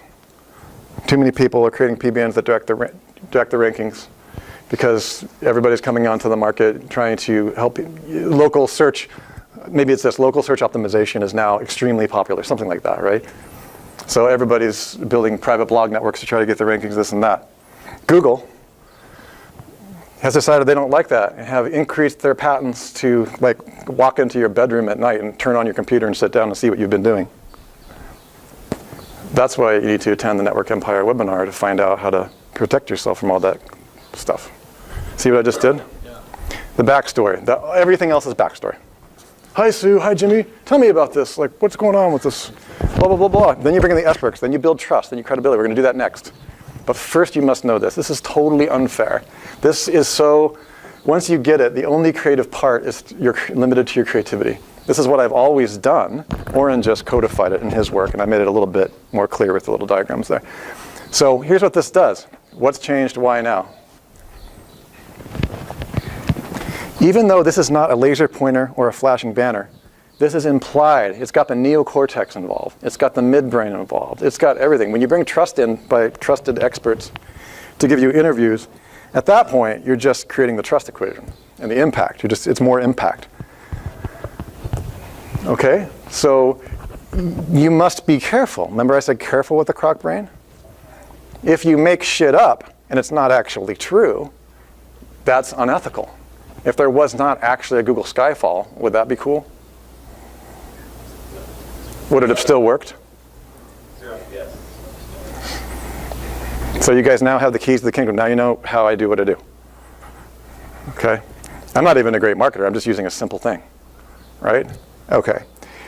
So what I'd like for you guys to have, each and every one of you, even though if you're still deciding, I would like you to have your best brain-jacking thing on those third note cards. I want to see your economic force. I want your pitch, or your blog post, or your thing, because this will never leave you. Once it's in your body, this is emotional. Remember, we are not a thinking machine having emotional experiences. We are an emotional machine having a thinking experience. Once it enters into your body, and you don't have to think about it each time like you're programming. You don't want to have to program this every time. That's the programming brain up here. It should roll off your tongue. You should know it in your body. That's what selling is. That's what positioning is if you're not a salesman. This is what a story is. A story is a very quick, moving thing. Remember, if you could actually this is a very static, very boring thing. Like our croc brain doesn't really like this that much. I really should have things flying in here. I just didn't have time, right? But if you could show, when you go into a presentation, show the social forces. Like, I think one of Oren's talks was really, really good on this. Everybody is really concerned about lack of sleep in Silicon Valley, right? We invented a technology product that helps you get more sleep but wakes you up on time, economic forces, and we were able to take the cost of building this product under $9, which took 7 years. He does it under 4 minutes. It's like a several $1 million contract, investment contract he needed. He hit the social, the technical, the economic, and he kept it a moving target inside the body, inside the brain, the abstract brain. He took that whole crocodile, why now, what's changed, from the ancient primal brain, moved it right up into the neocortex, left the pitch, prized a little bit, saying, I got to go. I got 4 other pitches later. That's the prizing. You're always pulling away. And you're never showing any neediness, because that's what power frames do. Close the deal very quickly. Okay. So when you're blogging and you're broadcasting with this network, really what I'm hoping you guys will get from my takeaway today is that this is what's going to be broadcast. Your 3 whys. It's the y squared. Your why and your now. Why now? What's changed? This is a transponder. Transponder means it's always it's always validating, right, Steve? You're always communicating. This is me. Bleep. Is that you? This is me. Is that you? But it's a little bit better. It's a satellite transponder where you've got 1,000 different signals of different frequency, different people, different markets. You try to deal with all of them all the time at once. That's one of the mistakes that people make, is they're always worried about reach. Reach is awesome. We're going to get into reach. Reach is not going to be a problem. But don't focus on reach before you've crafted your message, before you've jacked the croc brain and sucked all the other brains into the mix. Make sense? Each and every one of you, by Friday, on the 3rd note card. Raise your hand if you think this will be impossible for you to do. The internal rewards. That is basically essentially building a community, okay? By elevating your trust, which we're going to get into a little bit. So when you have your trigger and your reward, okay, here's your trigger, your action, your reward, your investment or commitment. What happens is if you've developed the momentum of the trigger, in other words, how much pain they're in, how much they want, and their action, how badly they want something will drive the momentum of whether or not, and whether they ding. You can almost consider these like bells. Okay, they do the action, ding, reward of the hunt. Pinterest, trigger. Stacy sees the Pinterest symbol on her desktop. This is my significant other. Micro action, boom, she clicks on it. It opens up. She sees a wedding dress. Reward of the hunt. Ding, comes back around. Another thing comes up. Trigger, she clicks on it. Oh, it's not going to pin it. Ding, reward of the hunt. See what's going on here? Reward of the hunt is infinite variability. There's no end to it. And that's where things start to get regulated. Okay? So you can exploit that and utilize it, but you can't necessarily, like think about Pinterest. How do they really make money? They own the frame. So just know that reward of the hunt, environments like Pinterest, the rest, like the PinVid videos, you can see now where I got the, where that came from. That dwell rate, the time they spend on the site, is useful, but it's expensive to own the frame for infinitely variable things. You got to build it, you got to develop it. There's IT debt. Those videos are growing, right? Pinterest is huge. So you have to get them from that track to the investment or commitment and get them off into the product zone. So what I like to do is, once they come out through that reward, there's another place they can go, is down a slippery slope into your back-end products. So what you want to do is get them in your own product rings. And this is where your business has to be set up. Because once they're invested, because they've developed trust, notice there's no mention of trust in here, which we're going to talk about next. Where they trust you and the offers allow deeper and deeper commitment. If you don't have a price point that matches that value, then you'll never be able to profit from the commitment and trust you've generated in your broadcasting network. So what I want you guys to know is like, okay, yeah, you can create addictions, you can create buttons, you can get sales, and you can even get leads and be really, really great at writing copy and have massive lists. But to scale that up, you got to have the upsells. That's my main comment here. I don't need to get too much more into this. Anybody have upsell products in here? Anybody not have upsell products? So anybody that does not have a back-end product that's $10,000 or greater? Does anybody not have a back-end product? Do you know what I mean by back-end product? Everybody has a back-end product? What do you mean by that? A product that is not something. You want to describe this? Yeah, so there's 3 kinds of products.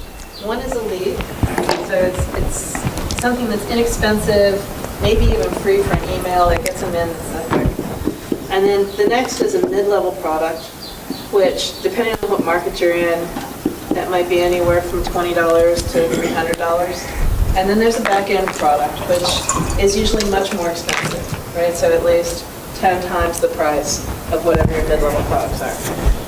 Yep, and that's what we're really saying is here is get them off. The difference between being hooked, a habit-forming product, and an inspiration-based brand community, which it's okay to have both, is when they get off the track, they go down a slippery slope. Just draw a line right here. And what you're trying to do is drive them towards larger and larger commitments. Can I give an example? Is it okay with you guys if I get an example from my experience in various cults that I lived in and deprogrammed, that type of thing? Is that okay? All right. Scientology is a real scary example of commitment over time. Like, the Scientology process of backends is way intense. So you join the cult, they back it up with the midbrain, you're very much involved in the community. And not only that, they have the trigger. They also get you involved in these different rewards as you're happening. The big reward is kind of an irrational reward, which is, enlightenment and all these different things. But you got to go through these processes, okay? And what they do is they really have you quite getting off the more and more commitments. Each month you go through, there's more and more commitments, right? Just a standard cult marketing model. But if you keep going, and there's a lot of time and money investment in that as you go around. Okay, so each thing, it's not that different than Network Empire. Each time you go through the certification event, you take another level, and then we get, right? We're different than a cult in that we're actually providing a what and a different thing.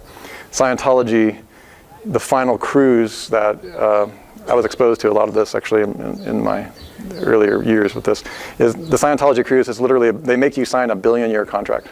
It's a physical piece of paper. Any of you ready to get your clients to sign a billion-year contract? It's mostly the internal. When you come down around the commitment, it's largely an internal commitment. Well, internal versus external is simply if somebody is wearing a logo or a badge or a Nazi insignia, that's an external commitment. They are committed and they remember what you believe. What you do is proof of what you believe. If I wear a Nazi insignia on my sign, it's proof. It's actually me committing to the cause by creating a feedback loop by exposing what I believe. Okay, so when an external commitment is something that you wear, especially in social groups, or do. Or have on your website. Or have on your website. It's an external commitment of what you believe. So if you have the UNICEF, it can be positive too. If you have the UNICEF thing on there, that's one type of indicator that you believe that. So the billion-year contract is interesting because they actually make you physically write, I, Russell Wright, commit to Scientology for 1 billion years. Like, what they're doing is they're making you write an external commitment. And what that does is over time it creates cognitive dissonance in your brain in which you would never, over time you don't really want to leave because you don't want to resolve. There's no way for you to resolve. People like to be consistent and congruent with what they do. So when they do something that's inconsistent and incongruent, it's actually harder to get out of this loop. See what I'm saying? So as you go deeper and deeper into the commitment, you go deeper and deeper into the investment. As you go deeper and deeper into the investment, you can charge higher and higher prices. You understand? Why? Well, we discussed why. Because intangibles are perceived value. Okay? So we've already discussed that. That's all up here, your back-end products. And I'm not suggesting that you don't provide any value. I'm saying that taken to an extreme, no value is necessarily even required. That's how powerful it is. You don't even have to have a thing. Scientology was just a what? It was just a I believe.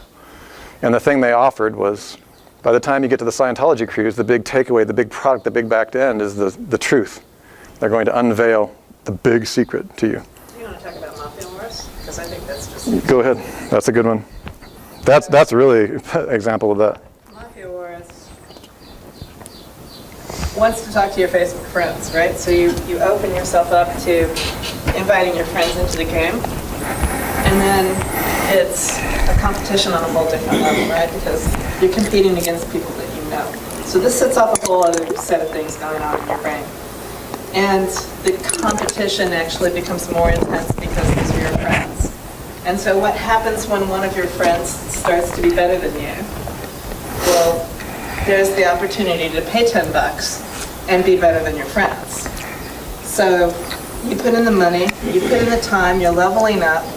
The more this goes on, the more time you've got, the more money you've got.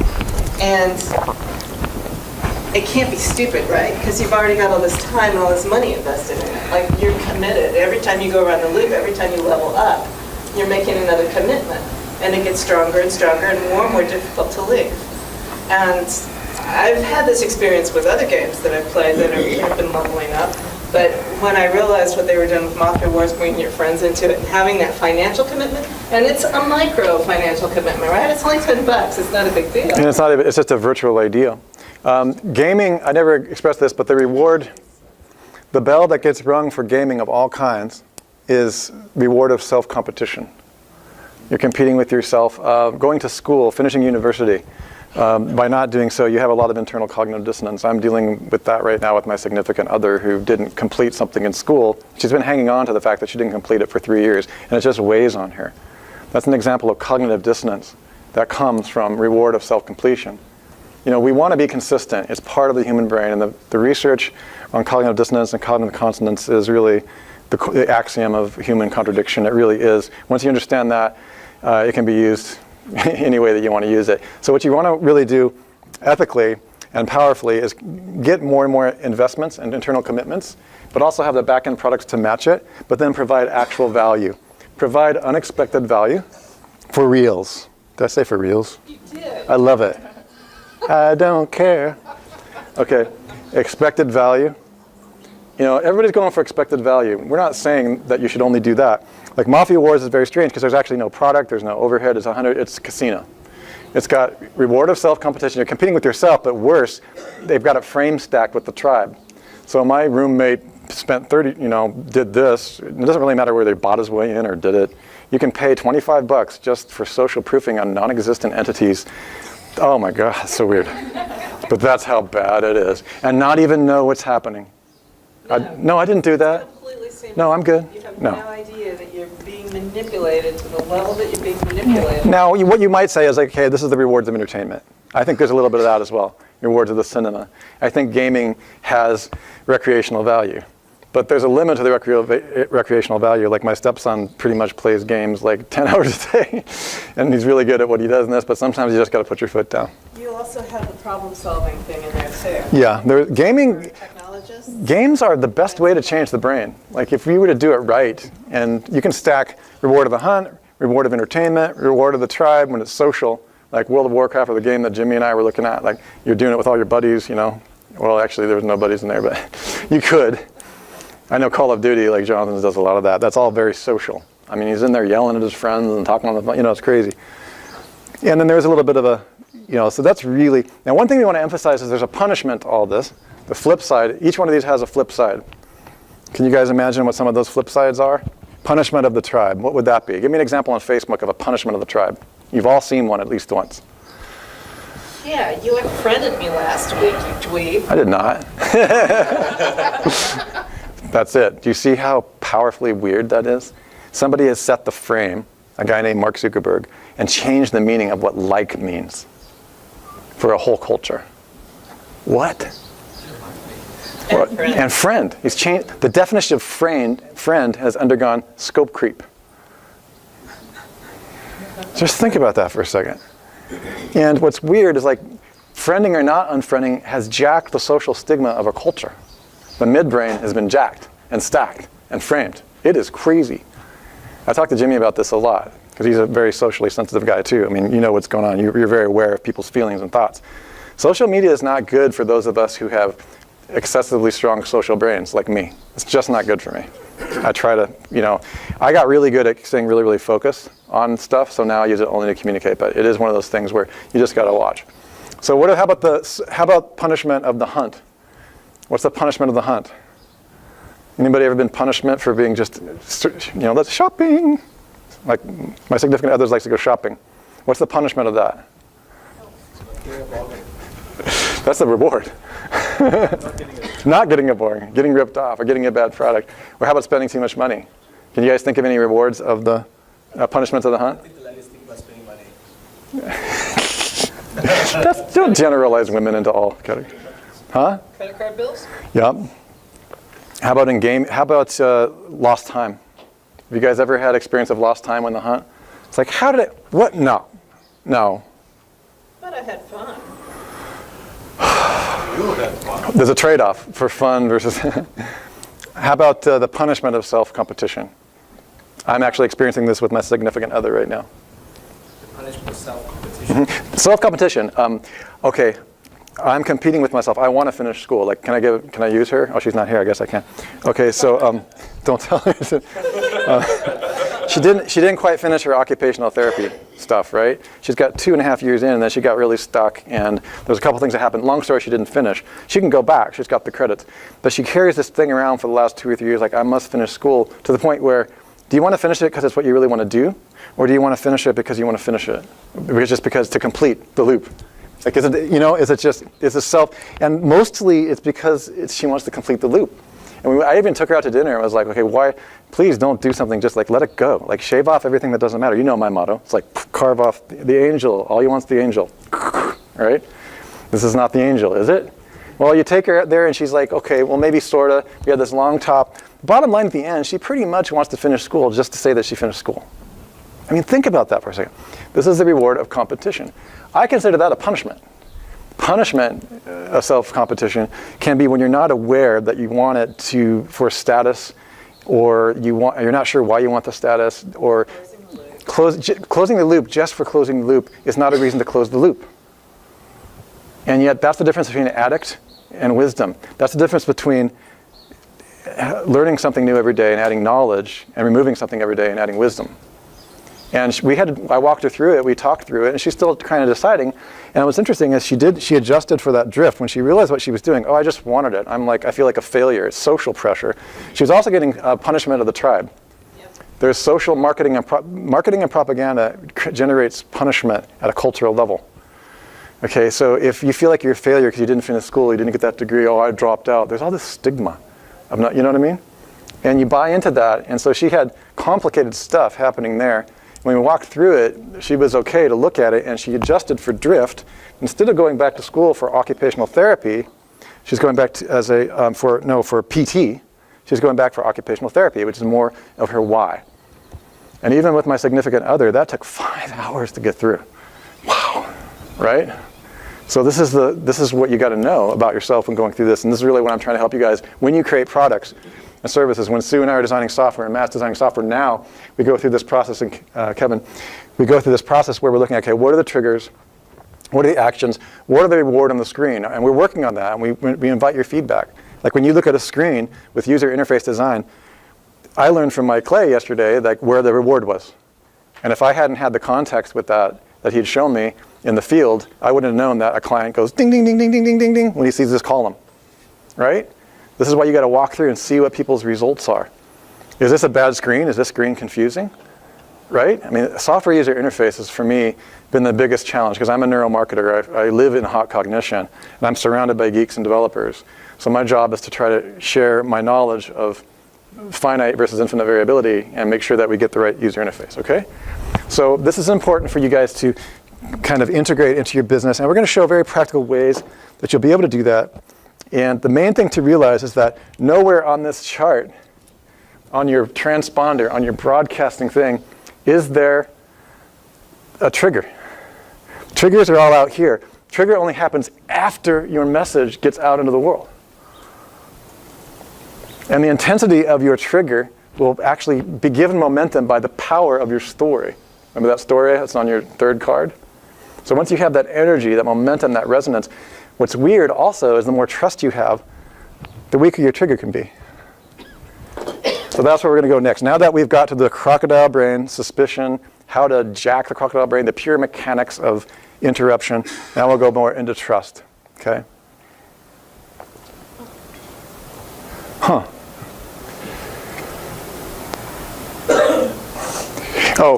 Difference between internal versus, we don't have enough time to get into that. Let's keep going. Here's external triggers: any writing context, sales pages, pay-per-click, Facebook ads, irresistible offers, one-click buy button on Amazon. Can you guys do this anywhere in your business? Can you create a one-click buy button? I'm still working on that. Okay, you got to set it up on Amazon, but to me, that's the most powerful trigger, most profitable trigger I've ever seen in my personal online career. That's right now as we speak. There's another million. There's another million. That's what, I mean, just look at what that company's doing. Okay, anybody ever use a one-click buy button? Oh, yeah. Anybody not use a one-click buy button? I don't doubt it. Yeah, I mean, think about what's happened there. The barrier, when Fletch was talking about the hair trigger, any way that you can bring that level of hair trigger, that there's like almost a thin membrane between someone's bank account and their trigger, you'll be a millionaire. Like, just stop, spend a day, figure out how you can do it. Anybody can do it. You just have to know why. I didn't start figuring that stuff out until we got involved in Social Explosion, and even then, we're still refining that application to make it easier and easier and make more sense. But that being said, that's an example. Get your hair trigger, grease, oil your hair trigger. Okay? Opt-ins, emails. Do you use your email or just email and name, or like, how about the Facebook one-click Facebook opt-in? I remember when that came out. Dang, start siphoning emails from one click.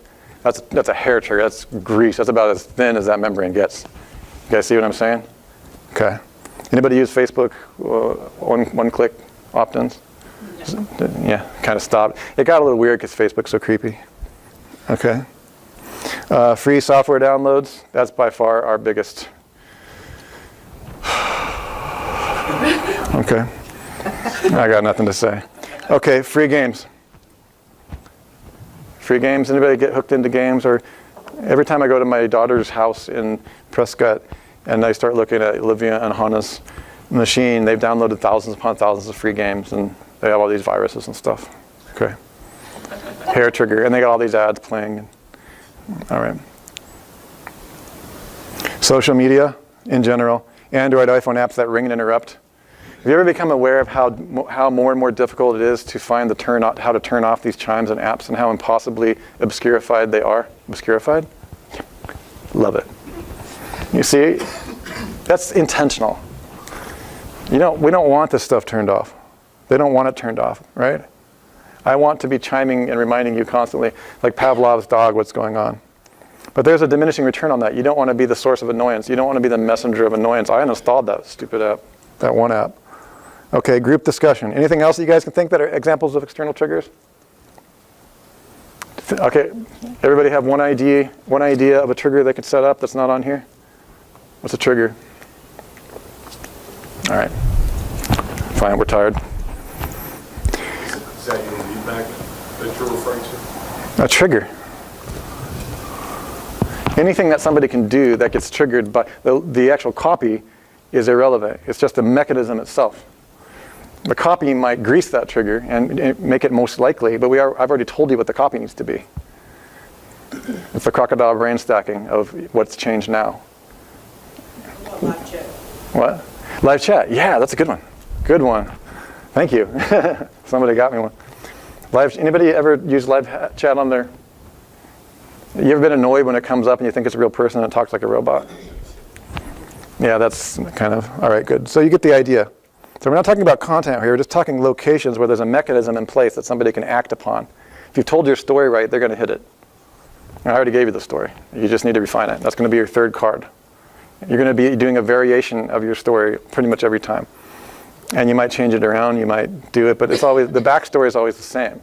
Unless you change your company values, unless your products change. Okay? Backstory is always the same. Okay. Then once you have all this, you understand the mechanical triggers in your web rings, your buttons, then you're ready to go to your broadcasting your impact equation. This is not my work. Almost nothing that I ever share with you is. I combine. I engage in something called mimetic synthesis. Okay, so impact equals, this is mine. Impact is contrast times reach plus exposure plus articulation plus trust plus echo or resonance. Okay, that formula really started boosting up my broadcasting power. That is the trust that I was able to develop through the whole satellite. Okay? So this is really helpful. Your impact is what remember your you at the center of it? This is you. This is your business why. This is your business why. This is your personal why. Okay, it'd be awesome if you could make them congruent. Try to do your best. Your impact comes from the center, and that's what's broadcasted out. It's how you want to impact the world, how your message impacts the world, how you want to be seen, how you want to impact through those triggers. Once they go through the triggers and they go take action, that's when the story starts getting told over and over as they begin to develop deeper and deeper commitment over time. Does that make sense, you guys? Okay, and everybody has this, and this is one thing I'd like you to maybe try to do while you're here. I didn't give you a card for this because it's actually a little bit more involved, but I think exposure to the basic principles, because you can see the impact you want to make on the world. Notice that when Chris and his business partner were doing this, notice how contrast is a multiplier, not an addition. And isn't it interesting that contrast is the crocodile brain? What's changed? Why is it different? Like, wow, one of these things is not like the other. Sesame Street, ding, ding, ding, ding, ding, right? This brand is not like this brand. What's different? Now, if you're different for reasons that nobody likes, that's bad. If you're different, when you're different, try to be different for reasons that people like. One of our differences is we utilize big thinking. Okay, we utilize over complex thought as a seduction. And then we bring you down into the simple granular. Okay, we surround the camp with a gigantic web ring system technology, and then we have the interchangeable parts that are appropriate for the individual.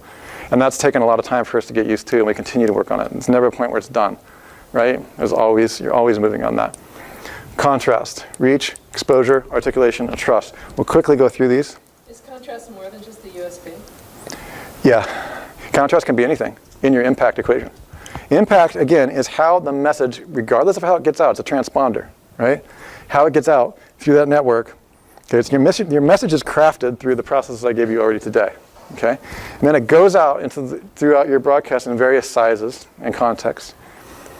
And what they're really seeing is impact, okay? So how it impacts. If you, like for example, if it's just a flashing banner and there's a mouse running across that, that's a form of contrast. But that's not the brand contrast. So you might have a message contrast, you might have an opt-in contrast, but how you're impacting the market. Contrast is also like how you, with the message when it goes out, how it differentiates you as a signal from all the noise. Because almost everything is noise to almost everybody all the time. So the more powerful and useful that contrast is, the more likely it is they are to engage you. Does that make sense? Like for example, when some people hit our stuff, we're definitely not for everybody, like when we do our marketing. But when they do, they do have a sense that something's not quite. One of these things is not like the other. It's pretty obvious pretty quick. Okay.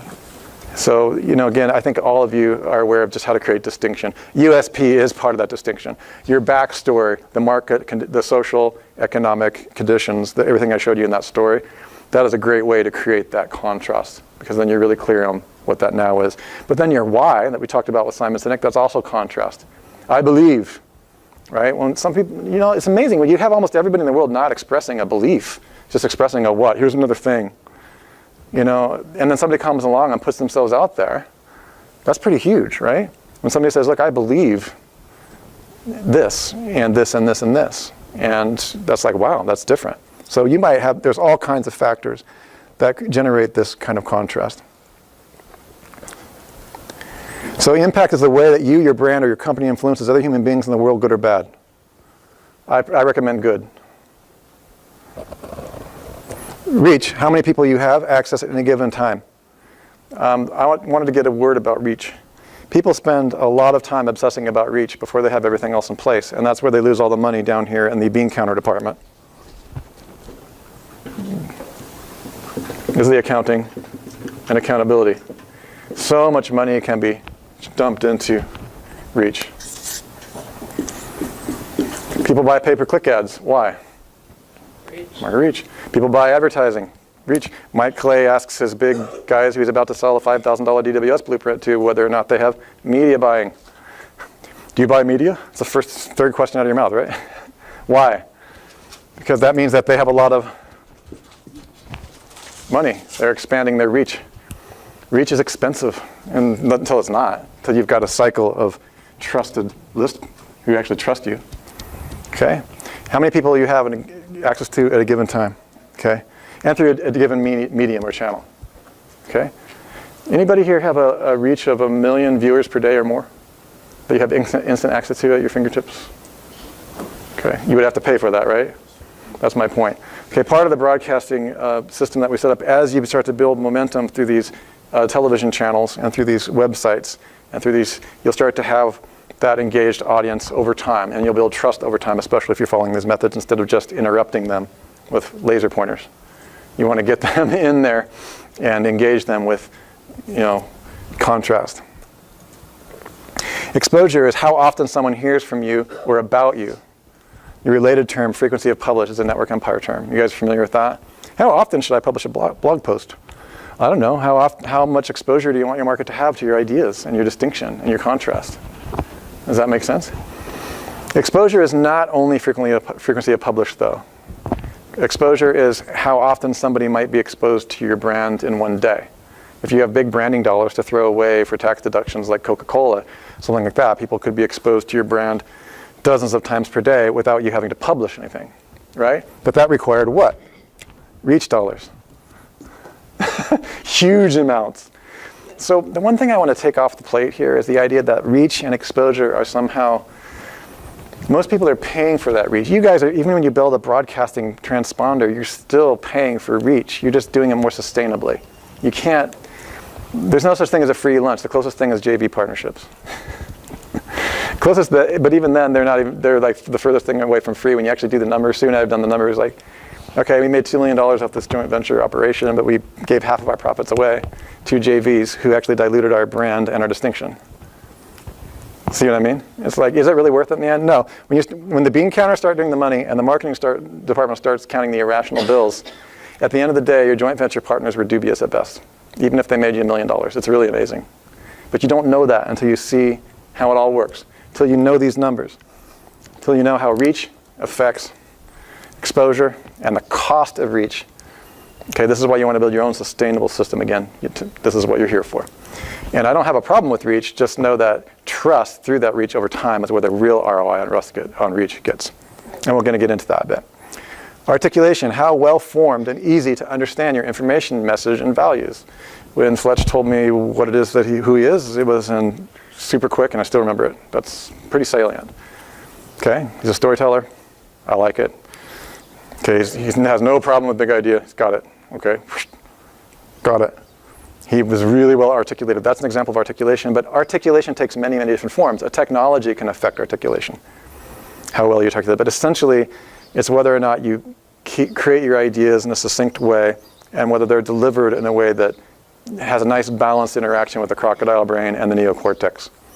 If you're talking to a group of geeks, if you're talking to a group of passionate marketers as if they're all programmers, you're going to lose them. You're going to articulate it improperly for them. So the message should match the people, right? The masses. So again, articulation is something, honestly, I really feel everybody needs to be a continuing education. I never stop studying this. I don't consider myself a very good speaker. I have too many ideas pumping through my brain too quickly. So it's difficult to get those out. And I spent a lot of time trying to communicate visual models that help people understand in my world what's going on inside my head. And that's training. It's just ongoing education. So Toastmasters, these types of things. Also, you have to determine whether you even want that. When you look at your marketing, maybe your communicator, maybe you don't have a brand that has a spokesperson. Maybe you're not the person to be speaking for your brand or to articulate the message. But somebody still has to articulate the message even if somebody else speaks it. You know what I mean? That's something to consider is like, some people just have a knack. They have the gift of gab. They have the gift of, they're communicators. Generally speaking, that is not programmers. Okay, so you got to consider whether or not, well, it actually does depend. Sue's pretty good. It can be taught. I don't feel like it's not something that that if you really wanted to do it, you could do it, right? I really believe that. Orrin Claff in his book, Pitch Anything, says that anybody can learn to do a pitch. And it's the stuff you got to take away, right? So that's really the kind of an interesting thing there. So that's what we're looking at with articulation. Man, it's hot in here. Let me take this off. Trust is the trickiest of all these factors because it's a compound effect of everything else. This is by far the fastest way to make money. It's by far the most sustainable, and you don't really get that until you get LTV numbers.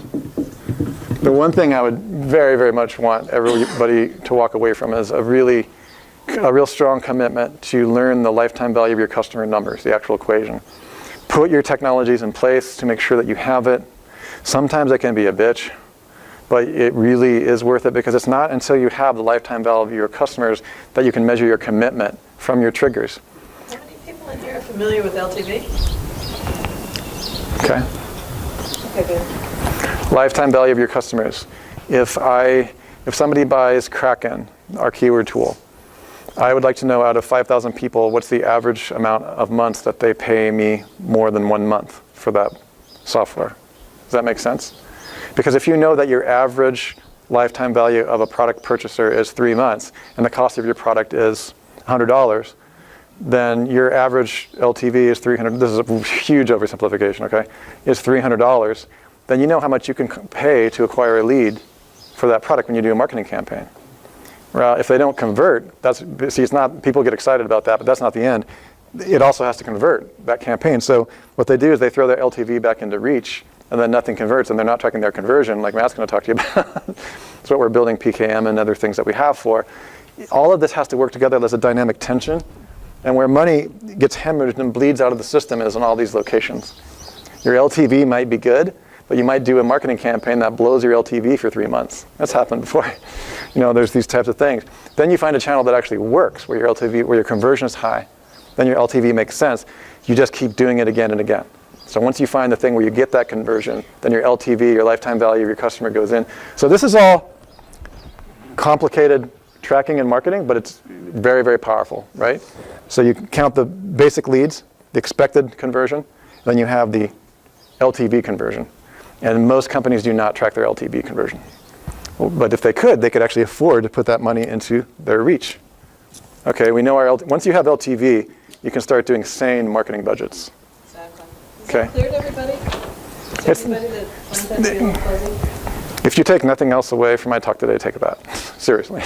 That'll be. It's clear, but the implementation can be done. The reason the implementation can be daunting, you can ask anybody on our crew, is it's a technology-based implementation.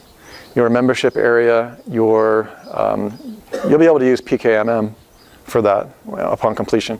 But there is a lot of variables depending upon how you're tracking what database you're using. If you're using Infusionsoft or some customer management systems just have really crappy. And then you got to get it out of the projected world and make sure that it matches the bank account. Sue and Matt have taken me through that process. This is where you've got to have a team. At this point, this is really down in the accounting, the bean counting area. That number has to work. And your marketing department's too busy marketing. I'm up here going, over here, crafting the message and distinction. I'm spraying and praying and hoping that it works.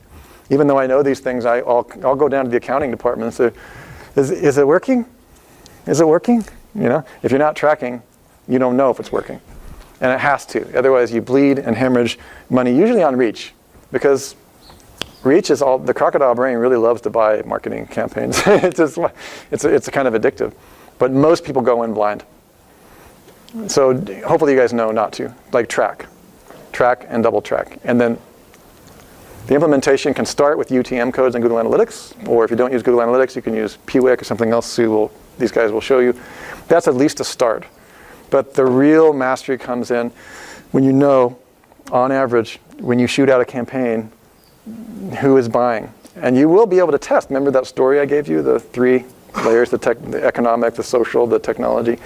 As soon as you tweak your story, you'll watch those conversions go right up. It'll just be, whoa, what? Wow, Russell was right about that. That's going to work, okay? But then you got to know how long they stay with you. And that's where I go over to Sue and Matt and go like, okay, and we'll pour through a database for 2 or 3 hours. And nobody likes to do that. I was not born to do that. So I got to find somebody who was born to do it. So I'm just sharing with you like what we've been through in our company, but that LTV is so amazing because you can walk into that, to whatever marketing campaign you want to do, and I'm going to buy some reach. And I'm not worried about spending because my LTV is $2,000 on this product. I can spend $2,000 to acquire a lead. That's cool. And finally, trust. And by the way, trust makes this so much worthwhile. Trust is all about that why. Remember Simon Sinek said, why? I believe, right? How? Don't go for people that you don't know first. Stick with your market that believes what you believe. Go to those places where they hang out. Don't go to a casino for somebody who's into cooking. You know what I mean? It's like, there might be crossover, but don't risk it until later. That's reach. Find out people who are already interested in what you have and believe what you believe, and then resonate with their message and develop trust over time. And they will help fund your lean startup, your agile startup. It's definitely the way to go. Now, you don't want to get stuck there. You still want to expand your reach into people who are suspicious. This is the trust gradient of trust, right? And then eventually you're going to have people that are raving fans who worship the ground that you walk on. All of you probably already have that now. Those are the guys that will help you. But be careful when you're talking to them about new features and stuff. You need people who are not a raving fans to help you customize your product. Okay, because sometimes people don't tell you the truth about how they feel about something. Okay, so trust. This is the trickiest of all factors. Let's get into how trust works. All right. To me, this is the biggest and most important, and why I spent this whole day talking to you. Because this whole transponder is designed to generate it. Massive amounts of it over time. So that this part of your equation, which is your irrational pricing, your intangible pricing, your perceived value matrix, the ability to charge 1,000% more than you think you could, and all of a sudden they buy it because they value it, because it's an unexpected value, not an expected one. It's not a commodity. Okay, the irrational side. The greater your trust, the more fans and higher end back-end products you have. Also, your LTV rises when your trust rises. And LTV is just a ticket to do whatever you want, guys. That's why we have this, so you can just kind of diagram this out. And I'm very, very loosely going into this. This is very superficial, but you get the idea, right? Trust. Let's go and look at trust formula. I know there's just numbers, okay? Okay, so that trust formula we're going to get into. Quick diversion into engagement rank. We'll go back to the trust thing. Time on site, dwell rate, YouTube analytics, program now. Matt DeCruz will cover more of that. How are you currently measuring engagement rank and conversion? Again, when we're talking about engagement rank, we're talking about mediums where rather than just hooking into the crocodile brain, you're also able to develop rapport and trust. For example, a video is much more media rich than a banner, isn't it? Because it's just media rich means it's got a condensed resonance in it. And part of the impact equation is that resonance, which we're going to get into towards the end here. I'm almost done, by the way. So when we're talking about stage 6 of the transponder model, tweak the trust for more echo or resonance. Regularly audit and tweak the trust equation, okay? Increase the echo or resonance throughout your entire business broadcast. Do this by reviewing each component of the trust formula. Okay, we're going to break this down. So let's look at resonance, because resonance was a part of the impact equation. That was the E, the echo at the end. Resonance is like the quality of the sound that stays clear, but it also means it's a quality that makes something personally meaningful or important to someone. Does that make sense? When something doesn't resonate, it's like when a celebrity, for instance, when something does not resonate, tries to pretend they're somebody that they're not and just be like a normal person, right? You ever seen those kind of gimmicks where they're like, oh, go into a hospital and I'll just be one of the guys or whatever. That's like anti-resonance. They're trying to be something they're not instead of being what they actually are, right? That's muffles the resonance. They're not being, you can feel it's not true. It's like, there's all kinds of different things that you can do with resonance. Resonance is a quality that makes something personally meaningful or important to someone. When you're speaking artificially to something, or you're just attempting, or you're condescending, these types of things do not really help you. So 6 is we're going to tweak that trust within the whole system over time as we get feedback from the market.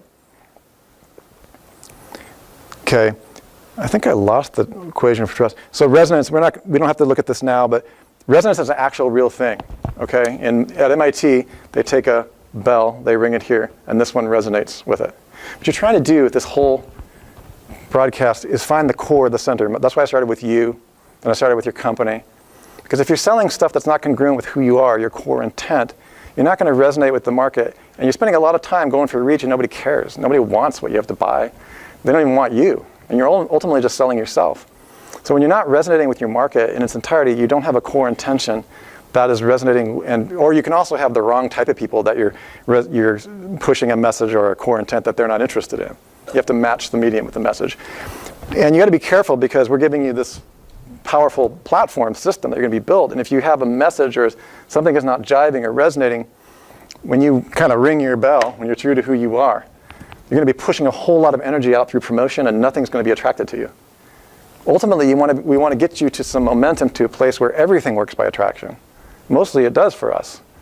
Right now, at a certain point, there's a vortex where it works by attraction, not via promotion anymore. Does that make sense?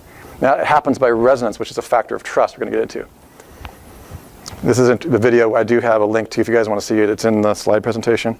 It actually resonates, and by ringing one tuning fork, the other one rings naturally. And you can also do it in harmonics. It doesn't have to be the exact. This could imply that, oh, this has to be exactly the same as this in order to resonate. What's interesting is that it can be different.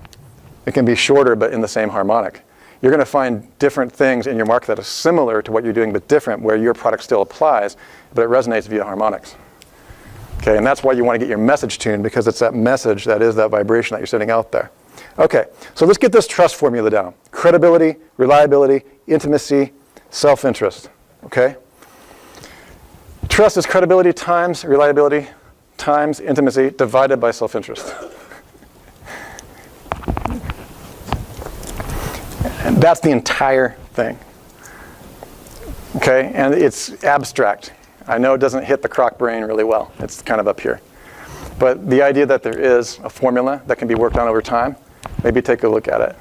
You know, credibility is when you have a hired expert. Somebody raise their hand, give me an idea of how do you develop credibility in your company over time, over a lot of exposure? How are you developing credibility? Where do you create, how do you sculpt credibility into your business? Somebody? Results. Results is very credible. Then turns into referrals, which gives you instant trust, because there's already trust between those two. Yeah. To some extent. Results. Yeah. Okay, huge credibility. Written testimonials. Written testimonials. They jack the midbrain, and they create resonance. And Mike Long is really, really, really good at them. I learned a lot about testimonials from Mike Long. I call it the me too. I can do this too. Really, really good. And it creates a sense of credibility because other people are also doing it. What is reliability? Somebody give me an example of how they build reliability into their business. Consistency of the message over time. Correct. Consistency. Isn't that weird? Consistency of the message over time.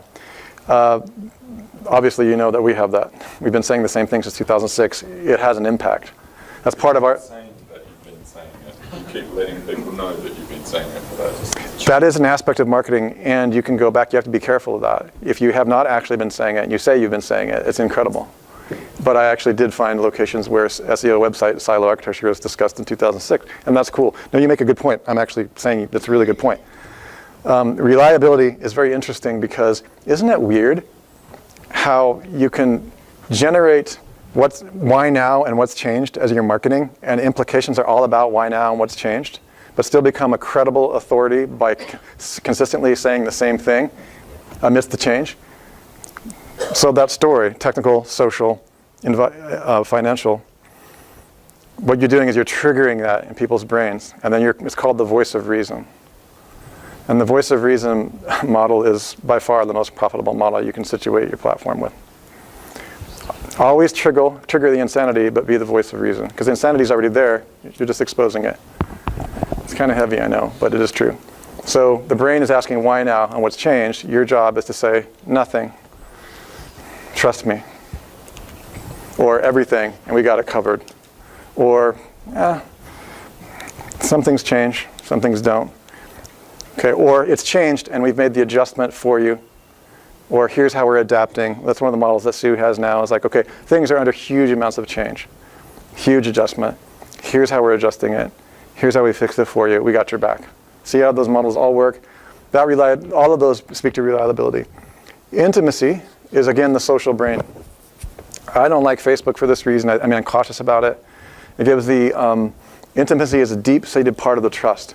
If you have somebody who introduces you to the first time, like say I have somebody from OMG come in and all of them try to friend me on Facebook, okay? That's a very different perspective than if they came into my store or something like that. I could be intimate with my store or whatever, but it just puts them in a context of being social in the midbrain, okay? And that intimacy jacking is kind of weird because it creates a sense of false trust. And you don't really want that. Not that I don't necessarily trust them, but it's just not, it's not how our brain was evolved. We haven't been wired to just meet people for the first time and then they're automatically our friends.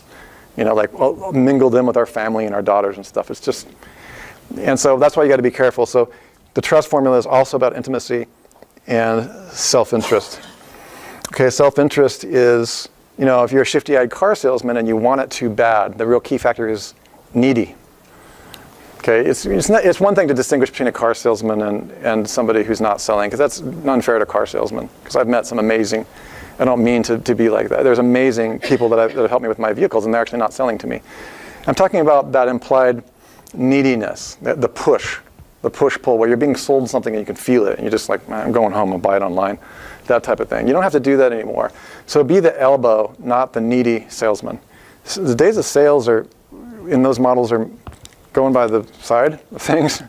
I'm not saying you can't use them, just be aware that the greater this apparent self-interest, this apparent neediness, this apparent pushiness is, the lower the trust over time. It's divisible. Okay, so just keep that out of your broadcasting message and focus on your distinctions, and you will increase your trust. And as this thing cycles through over time and you keep doing the same thing, reliability, as Mike Hayden was saying, is going to be the key. Consistency. And not making stuff up. Like, you want the credibility, and you want to watch what you're saying, and you want to maintain the expert. This is why it is so worth having articulate speakers and experts who actually know what they're talking about. And you actually have to provide results. You can get a long way and provide no results to anybody for anything if you have all these things down. It's entirely possible to do that and do really well. Somewhere along the line, what happens is, and all businesses have this problem, is something gets exposed or it doesn't work anymore, and you got to create a new brand and move on, and it's churn and burn, right? But that's not trust. You know, at a certain point, it feels unreliable, and the brand begins to diminish. What you have is this drift downwards, where the brand starts to collapse and the why is lost, and you have to adjust. Either destroy your company and build a new one, get a new expert, create a new brand. Does that make sense to you guys? Okay. You guys are now experts on all of it, so. All right, and this is a pretty much closing conversation. Final thoughts from me. As you guys know, I'm a bit of a freak. I believe that at the core of all of this, there's a lot of stuff I haven't told you that's on this. There's something called spooky action at a distance in quantum physics. And it is by far the strangest and freakiest thing ever. And what's really happening is there are certain things, just like internal versus external actions. Matt can show you all day how to track external actions by users, but there's no way to account for that amazing thing that person does, or this amazing thing they said about you on the street, or the person who sold all their stocks to come to your live event because they're a worshiping fan, you know. We will not be able to account for anything, for everything. Spooky action at a distance is one of those weird things that emanates from your core when you get congruent with who you are. There's a relationship you have with your fans. There's a relationship you have with your market once trust is developed. Okay? What's weird about spooky action at a distance is that when you make that connection with that impact, your impact equation, when you complete your impact formula, and you've touched your market positively, and you've touched your community positively, and you're building more and more value, not just jacking perceived value, but also providing the ongoing value and the intimacy with the environment, there's some spooky action stuff that starts to happen that you can't account for. Spooky action at a distance is the fact that they found that when a particle is separated after impact in communication, that it doesn't matter how far the distance is, they will communicate in real time faster than light, even if it's light years away. Are you guys familiar with this? Even the speed of light is not a limit to how one particle interacts with another over massive distances. So strange is this model that it's been given its own little special place at the corner over at MIT. And, you know, to wrap that up, I thought we could, since that's the end of it really, you could probably just watch that. It's like 2 minutes. I think it would give you some help. My intent here is to show you that your own spooky action at a distance, your balance, your synchronization, your own business equation, as you tweak, as you find your one big thing, the closer you are to your zone, carving out all that crap you don't need that's not profitable, finding your team who's born to do stuff that you're not, getting in alignment with that team, you'll begin to emanate that unaccountable thing, that spooky stuff, where all the right, it almost does feel like it's working by attraction. It's still working by filtration. It's still working because you are looking for it. But that's my point. The reason you're looking for it is that you're not looking at anything else. You're looking at that one big thing. And that one big thing has become a symmetry within your company, within your business. And at that point, you're ready for what we have tomorrow. Massively huge supercomputers, Heisenberg compensators, quantum scanning, all part of science fiction. So how do we make it science fact? By getting a little spooky. Einstein famously called it spooky action at a distance. It's the bizarre world of quantum entanglement. Basically, two particles can interact in such a way that when they become separated, the state of one directly affects the state of the other. And using this property of entanglement, you can manipulate one location to change what's going on in the other location instantaneously. This is about the single freakiest thing to come out of quantum mechanics. There's no way for the information to travel from the one particle to the other. You can separate them by so much that even the speed of light doesn't allow the information to get from one point to the other when you make the measurement. There's probably 3 people on the entire planet that fully understand this concept, and the rest of us just look at the mathematics and get queasy.